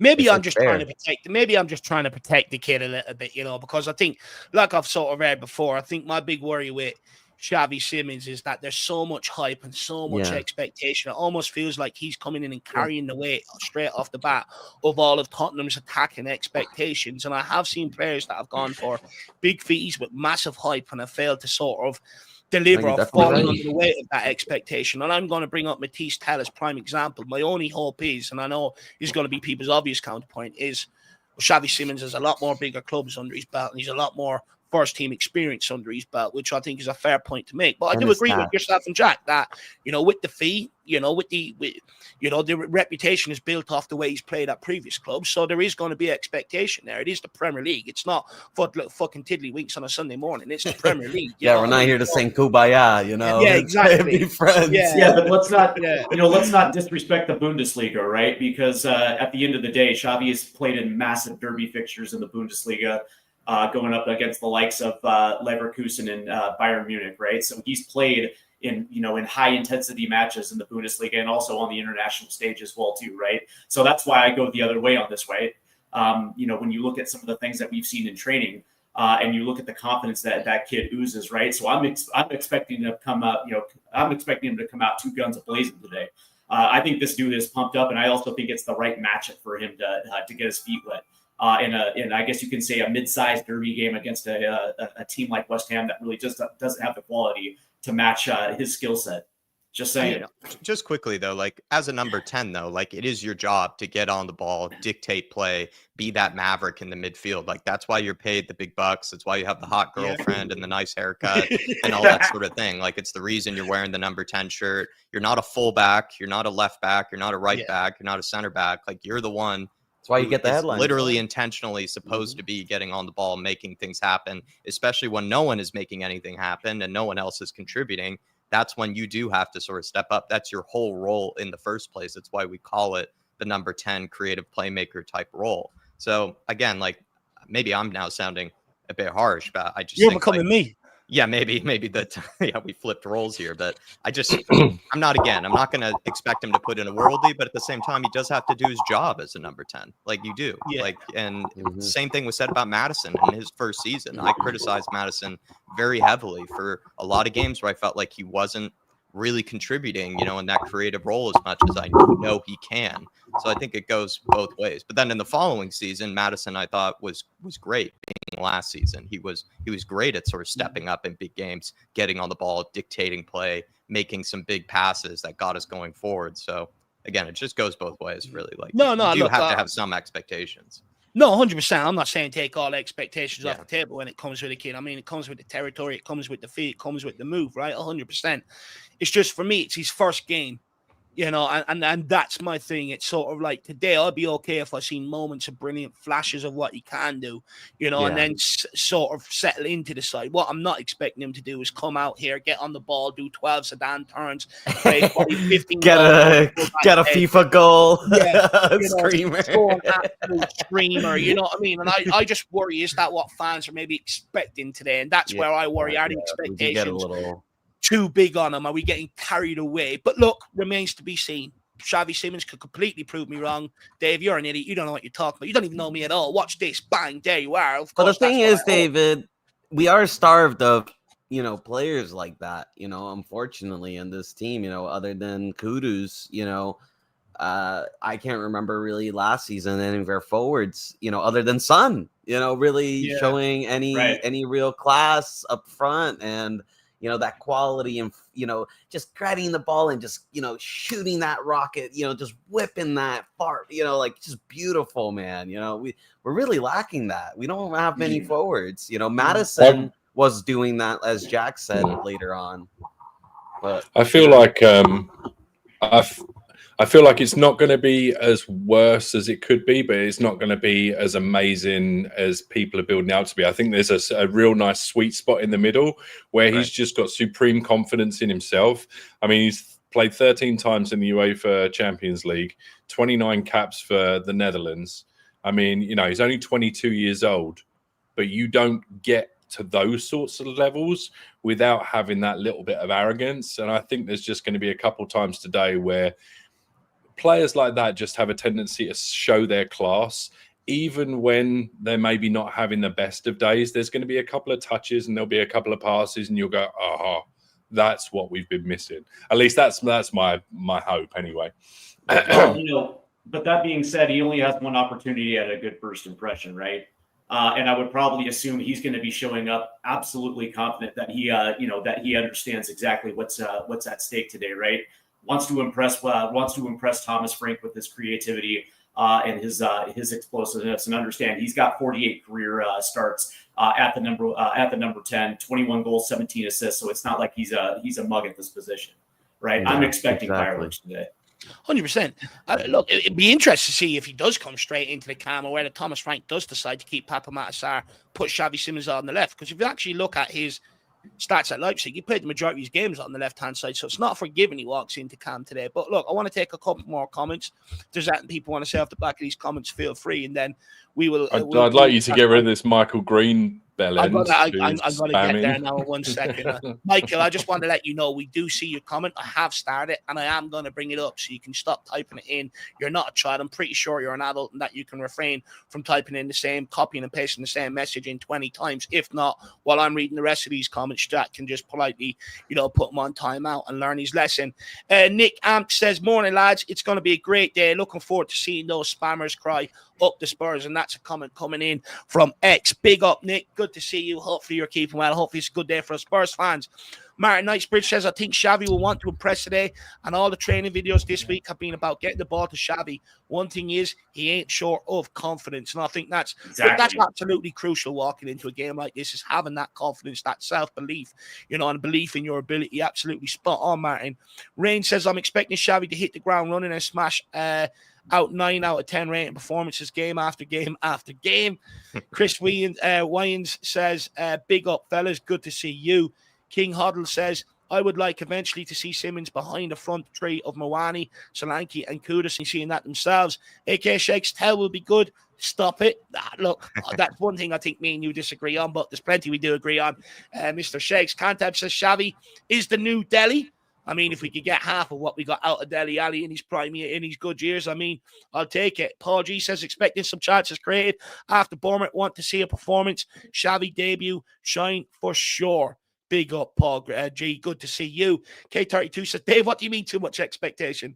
I fully expect him to score a hat-trick today, be nominated for World Football of the Year, and bring peace to the Gaza war. Too much expectation. Big up K32. Sean Johnston, aka Jono, says, good afternoon, chaps. It's Xavi Day. That it is, my man.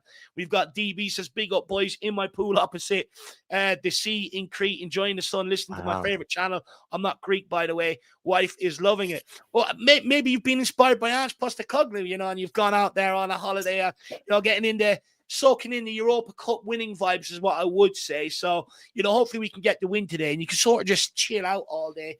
Just have someone on standby, bring over the next one, and just enjoy yourself today, DB. Hopefully you and the wife are having a great time out there. Greece is a wonderful country from what I look at in terms of videos and on YouTube and all that sort of stuff. And it is a country I absolutely love to go and see. And even some of the islands off Greece are supposed to be absolutely unbelievable for scenery and stuff like that. And also supposed to be very good for some party life if that's what you're into. But I hazard you're like me, DB, we're a bit maybe beyond that now. We're more pool guys where we just want the guy to bring over the next one. But big up, DB. Enjoy yourself out in Crete. Big up, my man. AK Shakes, is Xavi's girl hot? Well, I mean, Jack's obviously had a perv, Jack. No, I think that's the classic case with the number 10s, sure. Right? Usually they're like the quarterback of the team. Yeah. If anything, right? They get all the attention, they get all the love, which is why I say, at the same time, you have to hold them to some sort of expectation and accountability. Like I said, they're not left backs, they're not right backs, they're the number 10 for a reason. Well, if anyone does want to go and do the research, come back and let us know your findings on that. We also have Andrew Ross says, hey, all good to see you. We'll take Soul Sniper's comment, and then I'll come back to Michael Green's 25 comments. Soul Sniper Gaming says, hope not to see BJ on the left. Surely Tell and Udabur need to be given an opportunity. Yeah. Do you know what? Look, with Tell, he's had his opportunities. He hasn't done anything coming off the bench. And as much as I like Winston Udabur, I'm gonna be consistent. What's he done off the bench? Yeah, he's probably a bit more exciting on the ball, running at players, taking him on. But what end product does he deliver? And unfortunately, as much as I don't rate Brennan Johnson, he's got 2 goals in 3 games. He produces more than Tell, produces more than Udabur. That's why he'll continue finding himself in the lineup. One of these kids have to come off the bench and take their minutes and give Frank something to think about. Hopefully that can happen very, very soon, Soul Sniper Gaming. But I do agree with the whole sentiment behind it. Can I add something? Have anybody thought about putting Xavi Simmons on the left and Bergvall on that number 10? Mm-hmm. Look, listen. I think Bergvall is a lot better than Sarr on the ball. He can turn with the ball a lot better. He's much better at passing. His touch is better. He takes more risk. He has more flair. I don't know why. Why are we benching this guy? This guy is an absolute demon. Get him in that midfield as well. Find a place for him. In my opinion, I think he's one of our best midfielders, quality-wise. No. I mean, Sarr is the one who contributes goals and assists, though, at the end of the day. Even if you think he's not as good on the ball, he's contributed more in big moments when it comes to. But we're missing quality. We're missing quality. In the recent games in the midfield, you would say that the recent game, it was just down to what we brought up earlier. It was down to just Kudus being triple marked, and then the wingers and Richarlison, when they had the ball, they weren't able to do anything with it. And at the end of the day, even in an off season for Sarr last year, he still had 8 or something more goal contributions than Bergvall. He finds a way to contribute an actual output. Don't get me wrong. I think Bergvall has only done his course well. He did come off the bench against Bournemouth, and he was the only one that did look to pick up the ball and sort of drive at them and take the game to them. But it's easy to look that good when everybody else is so far fucking off it. When everyone is on it. Bergvall, I'm sorry, as good as he is and as much as I like the kid, he doesn't get into the 11. He is still, a little bit away from it. But you know, I do like Bergwell. I have to get that out there. We've got a couple more comments I do want to take here quickly, though. We've got Michael Green says, "You absolute mug. Levy's gone. Now we will sell our club to the devil. You're a tool with narrow vision and will regret Levy going. The dirty money from unethical states will now infiltrate the veins of Spurs." First of all, I don't know why you're blaming me for Daniel Levy going, because the narrative surrounded before Levy stepping down is that protests don't do nothing, doesn't affect Daniel Levy's decision, doesn't affect the decisions inside the club. Now Daniel Levy's gone. Now you're pivoting to it's people like me's fault and stuff like that. So which side is it actually? Don't just pivot now that he's gone and now that you're throwing your toys out of pram.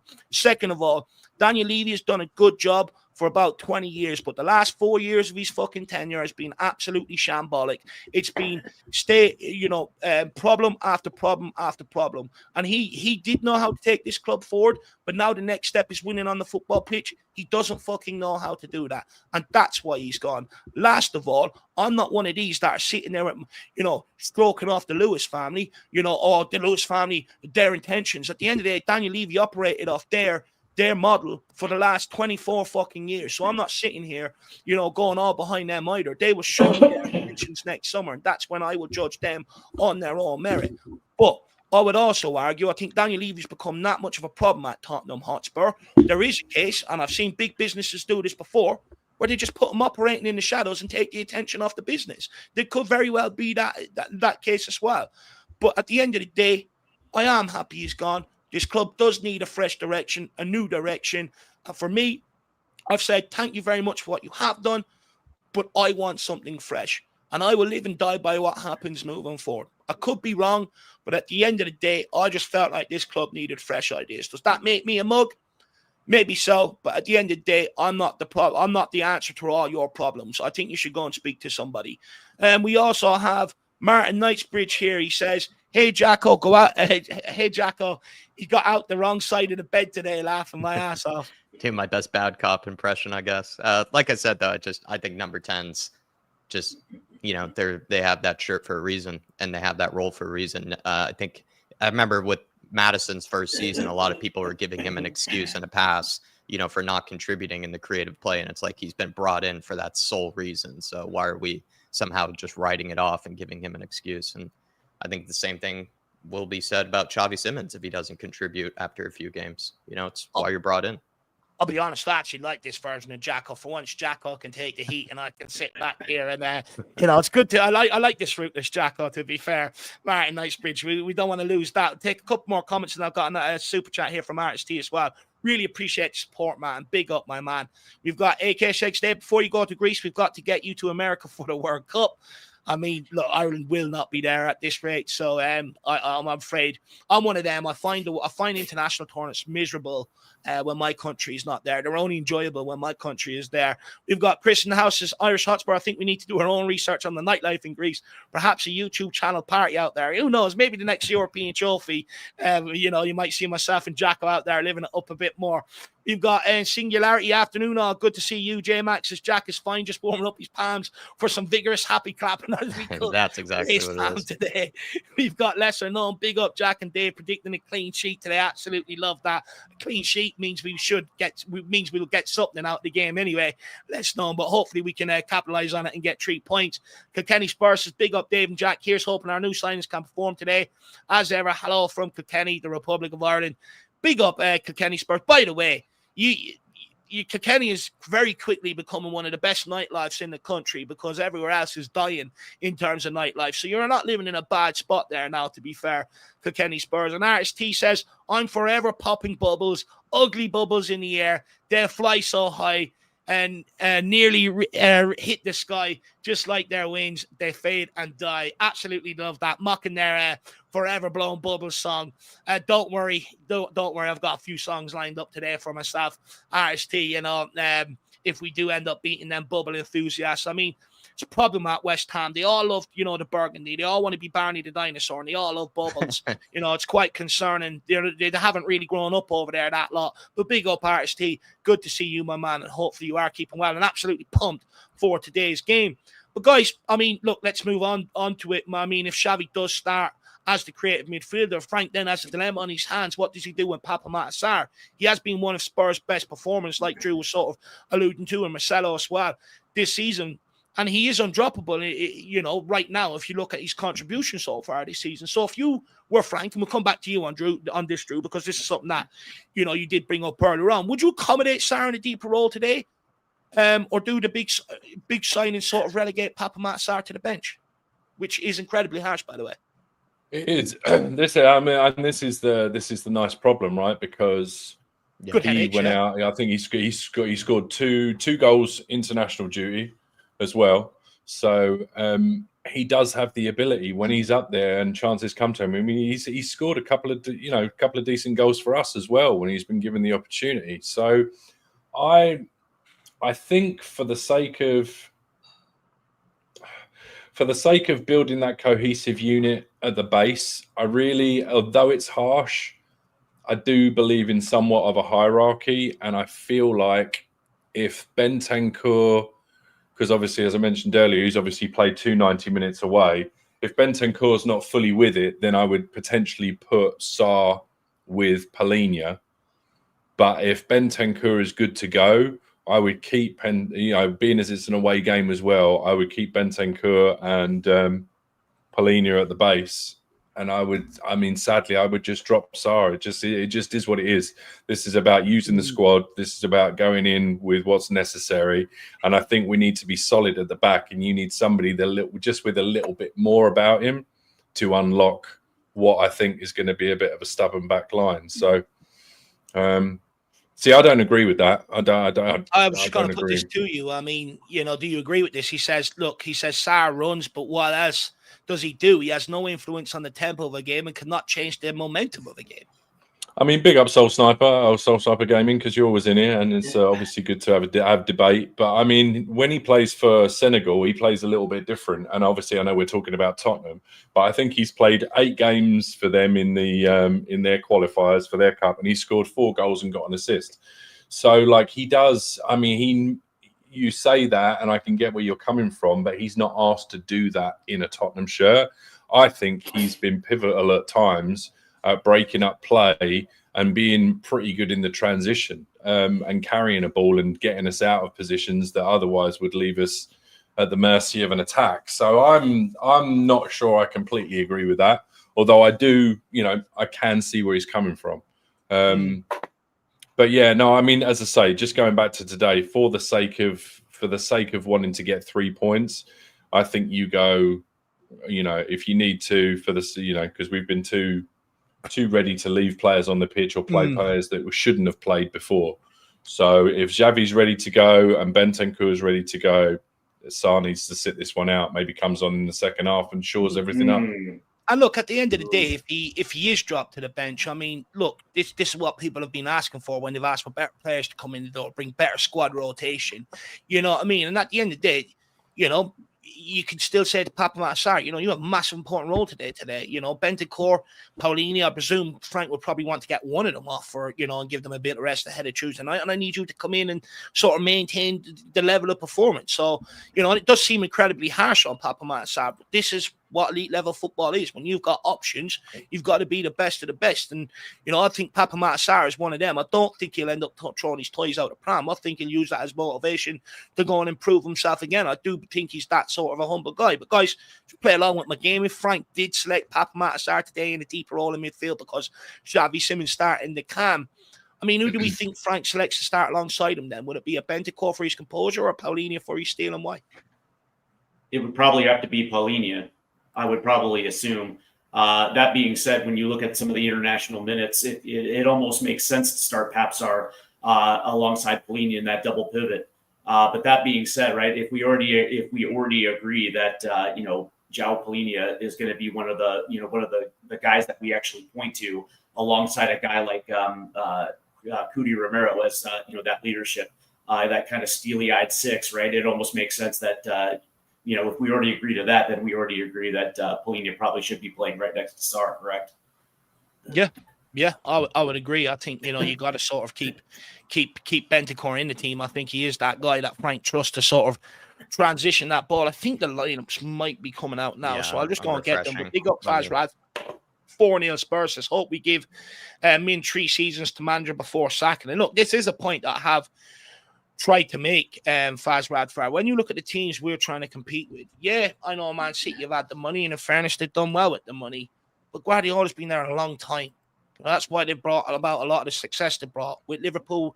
But, forget about what they've done last season. But Jurgen Klopp, they're a long time. That's why he brought them to challenging and competing for honours. You look at Arsenal, the reason why they're competing is Arteta's been there a long time. He's been allowed to build. They've brought in bigger and better players each season to try and help improve the situation and bring them closer to the honours.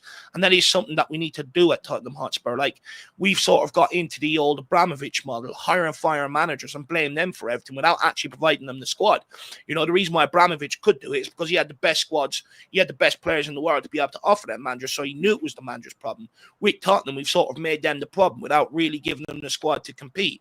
And this does have to change at Tottenham. You're hoping now that Frank is the right guy, that he will be here for, 3, 4, 5 years. Because when we were at our rip-roaring best, how long was Pochettino here? You know what I mean? And we do need to get back to giving a manager time to cook and stop expecting sort of instant success. And I think now that maybe we've won the Europa League, I'm hoping that would, make people see a bit more clearly now, because sometimes you can be blinded by trophies. They are big, shiny and sparkly and very nice and enjoyable when you win them, Faz Radfar. Big up, my man. Hopefully you're keeping well. Good to see you in the building. But I believe the lineup's out yet, Jacko? No? I'm refreshing the page unless someone else has a quicker feed, to the Spurs admin who's maybe a little sloughing here tonight. Maybe there's a delay at the London Stadium since it's so far away from the actual stands. Maybe the lineups also come, a bit later. It probably is. It's probably going to take. Oh, right here, it's out. He's quick on the trigger. It's out. We get it up. Just give us 1 minute, guys. The lineup is coming. There it is. Yep, there it is. There it is. Bring it up on screen for me, Dave. If you can, I'm going to zoom in. There we go, boys. There's the lineup. What are we dealing with here today? Go on, Jacko. Read it out, my man. We have Vicario in goals.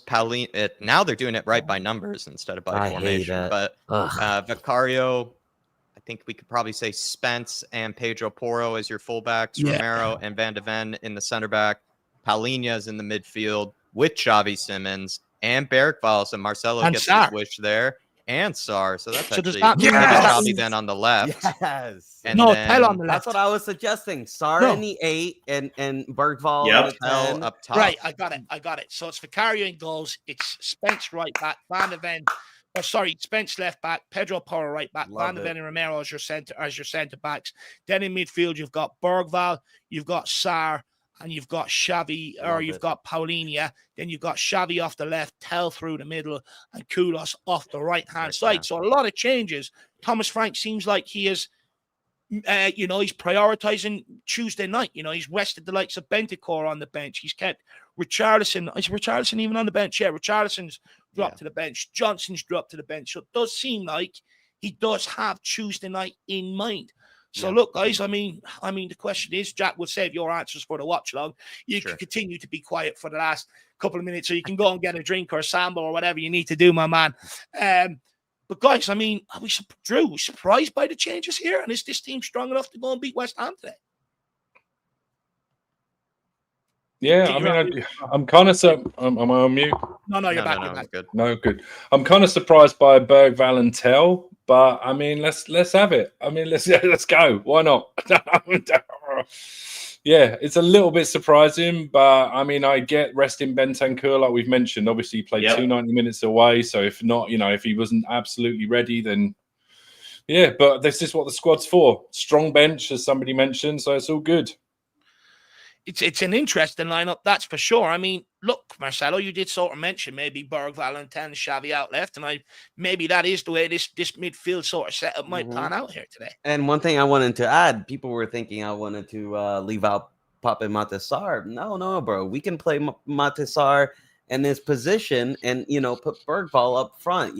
I think, in my opinion, put Sarr in his position, let him shine, let him run that pitch, let him, just absolutely clatter that midfield, run the plays, give the ball to Bergvall, let Bergvall have the quality, and let Xavi, attack. Xavi and Kudus be that attacking, flair. And Tell is a little bit surprising. I'm not going to lie. I thought it would be Richie. But then again, in my opinion, I haven't seen enough of Mwani.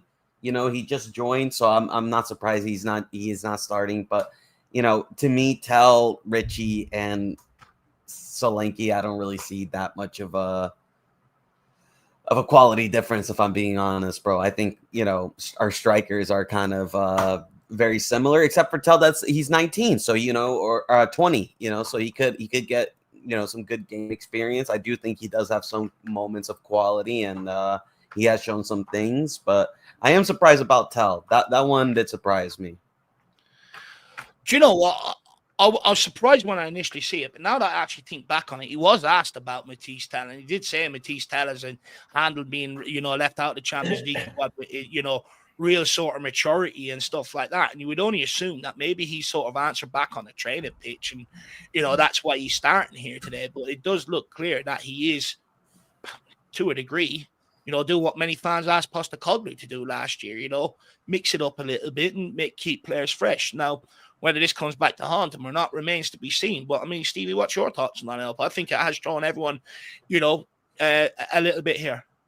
It's interesting, isn't it? I guess the question is what is what is going to be that link up play through the central areas, and how is that going to look? I guess you can say in the 1-2s, especially when they're setting up in the build up. I guess that would be my only question. But I actually enjoy the double pivot. And I actually think that's actually going to be absolutely huge. Now the question is, I guess the question is this going to be the same of what we saw against? Who is the double pivot, though, Steve? Is right? I guess that's my question. Paulini, right? Bergvall? Is it Paulini Sarr? I would probably assume it's going to be Paulini and Bergvall. I guess that makes a little bit more sense. I can't imagine a scenario where Thomas Frank is going to give Bergvall the wheels and the control when you actually had Papsar that has a little bit better of a body of work so far in the Premier League, right? So I would probably assume it's going to be Paulini and Bergvall, because at the very least that the skill set that Bergvall possesses defensively would probably make a little bit more sense than dropping Sarr down to that deep lying playmaking role. Considering that Sarr's minutes in the international break weren't the same as a guy like Betancourt, right? So you probably assume that the wheels are probably a little bit more fresh, and you want to you kind of want to give the benefit of the doubt to a guy like Sarr, who granted didn't play well against Bournemouth, but that's the reason why you want to put him back out there again to make sure that the consistency stays the same. Mm. No, look, it'd be interesting to see what way this midfield lines up. I think that's the big question around it. Is it Sarr in there beside Paulini, or is it Bergvall? It'd be interesting to see. Because in one aspect, do you really want to move Papas Sarr away with the amount of ball he turns higher up the pitch? And if he turns that ball higher up and feeds Xavi, I mean, it's dangerous territory, right? Feeds Kudos, it's dangerous territory. We're not having to play through them the whole time, or does he put him back, with Paulini and provide that bit more of a steal in front of the back line? Because that's something that I think Bergvall maybe doesn't provide, although I do think he's very good on the ball, sometimes can get caught on the ball in deeper positions, but I don't think he provides that little bit of steal in front of the back line maybe. So it'd be an interesting call on this midfield shape, and I think whatever way this midfield shape lines up could probably dictate the outcome of today's game.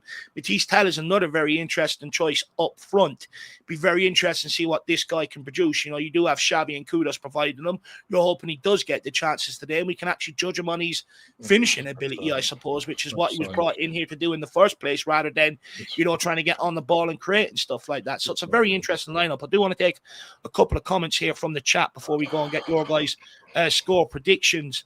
Who have we got here? Just in reaction to the lineup, King Hoddle says he's 100% resting Bentancur. Tyler says, love this lineup, but Tell is a bit questionable, but I like it. We've got Mean Football says Tell striker, Xavi off the left.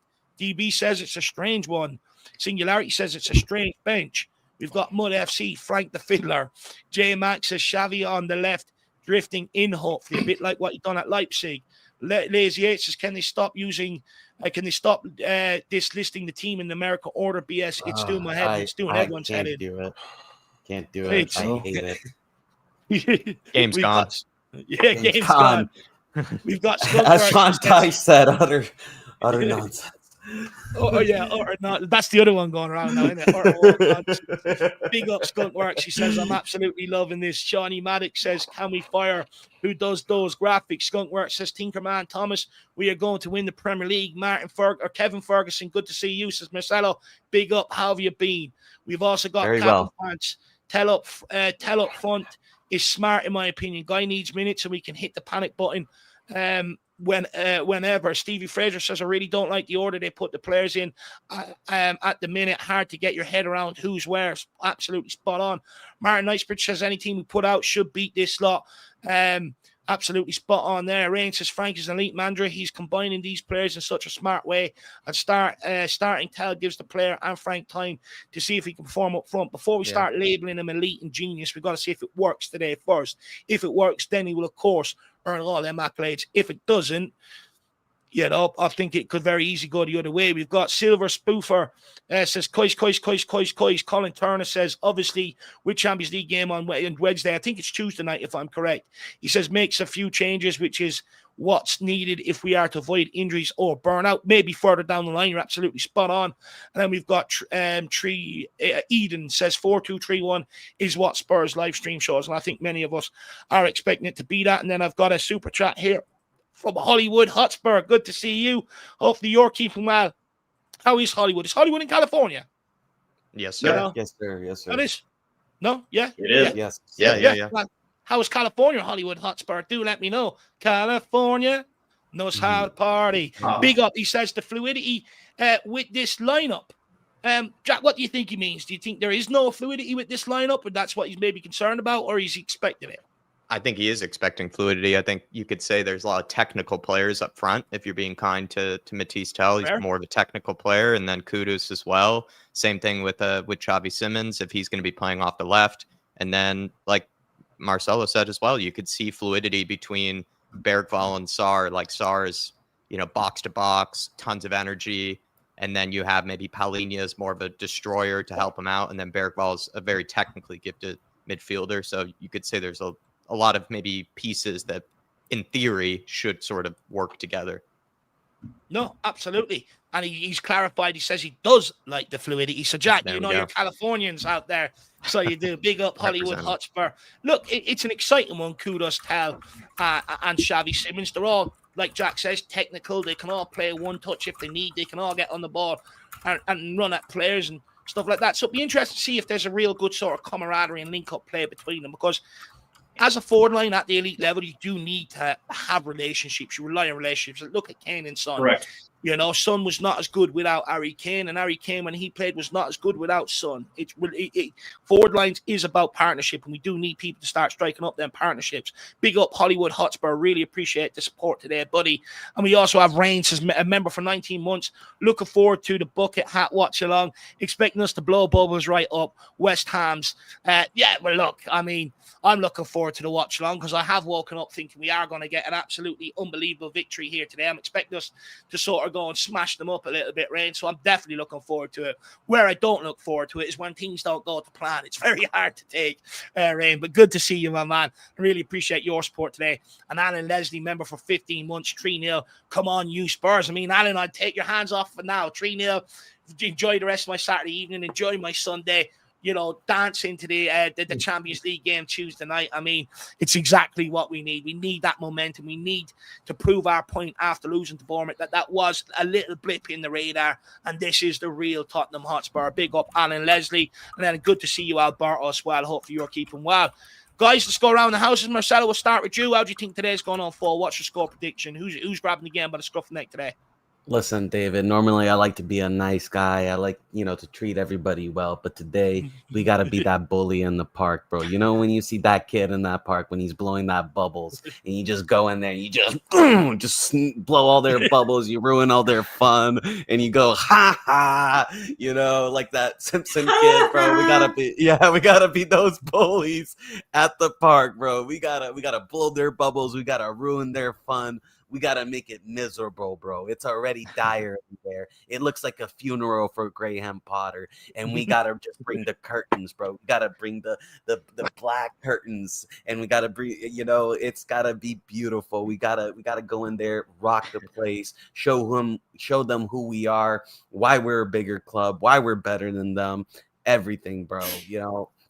It's gonna be amazing. Xavi Simons, hopefully he gets a goal. Hopefully he starts out well, and we go on to a new future at Spurs, because this has to change. This record away, the London derbies, it has to change, and it's got to be now. No, absolutely 100%. Got to walk into the lines then today, take all 3 points and get out of there and start a new era that we own this London stadium. Absolutely spot on, my man. Drew, what's your score prediction? How's today unfolding, buddy? I think I went for a 4-2 yesterday. Yeah. Now that you've slept on it, has anything changed? Or now the game's only an hour away, are you up in that score? 4-1, going Faz Radford. I'm going Fazzy. Although he's 4-0 now, isn't he? I think I'm quite excited. I think Xavi's going to have a quietly confident start to his Spurs career, and I fancy Tell after his absolute banger the other day. I expect Tell to get on the score sheet. So we shall see. I could be absolutely muddied. Usually my predictions are absolutely terrible. So we'll see. Well, look, their predictions are only a bit of fun before the game. I never read into them too seriously. I know AK Shakes is saying, Dave, get on the Tell train. Look, today I have absolutely no choice but to. And believe me, you got to believe me, AK Shakes. If he starts performing, I'll be the first one to be his best friend. Believe me on that one. But big up AK Shakes. And Stevie, last but not least, what's your score prediction, my friend? Well, you know what? I'm gonna follow off the heels of Marcelo up there because he's absolutely right. This is an opportunity really to show our class and remind West Ham just exactly what a real football team looks like, right? There's no need to show West Ham respect. This is just a fantastic opportunity. Remember that unfortunately Harry Potter doesn't really have much in his wand today. As far as attacking prowess, man, there's no expecto patronum. There's absolutely nothing except for bubbles and an empty bag, right? So at the end of the day, man, I'm expecting a 3-0 clean sheet. I got goals from Xavi, Kudus, and I'm gonna say that third one's gonna be Lucas Bergvall. Interesting. Look, he does have a goal in him, that's for sure. I've gone with 4-1. I think the last couple of days I went with that with Jack yesterday. Last word on Spurs as well. I truly believe if we turn up with the right intensity today, they are there for taking, and they are there to scout big. To Stevie's point, there's no magic left in Potter's wand. Expelliarmus, goals is what we're going to undertake today. That's the operation.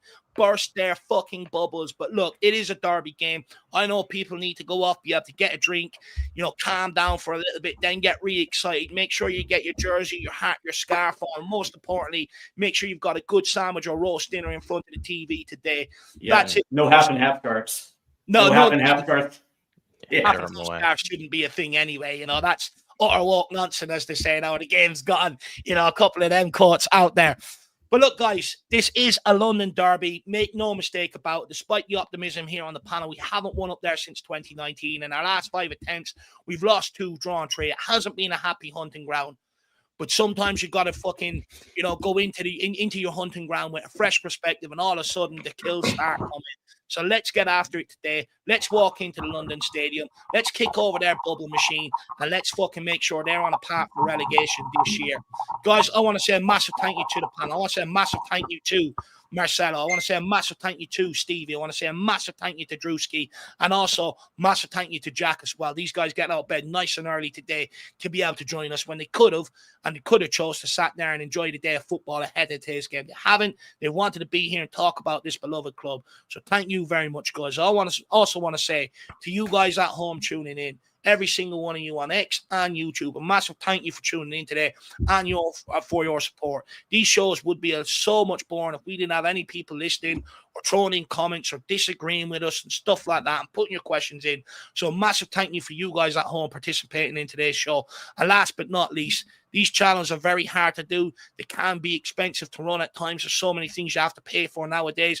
So support is absolutely vital. And I want to say a massive thank you to Iceman, to Ribsy, to Tottenham Logic TV, Shawnee Maddox, Mr. Nightbridge, who decided he'd double up today. We've also got RST in the house, Faz Radfar, Hollywood Spurs, Rain, and Alan Leslie. A massive thank you to all you guys for the support today. I really do appreciate it. And lastly, just because I love the name, Steve D, good to see you back around these parts, buddy. He says, everyone enjoys a good Frank. Fuck me dead. I hope we better them, but this is a derby and it's never easy. Absolutely spot on. But guys, it's time to get ready to go into enemy lines. Myself and Jack will see you back here at 5 o'clock for the watch along.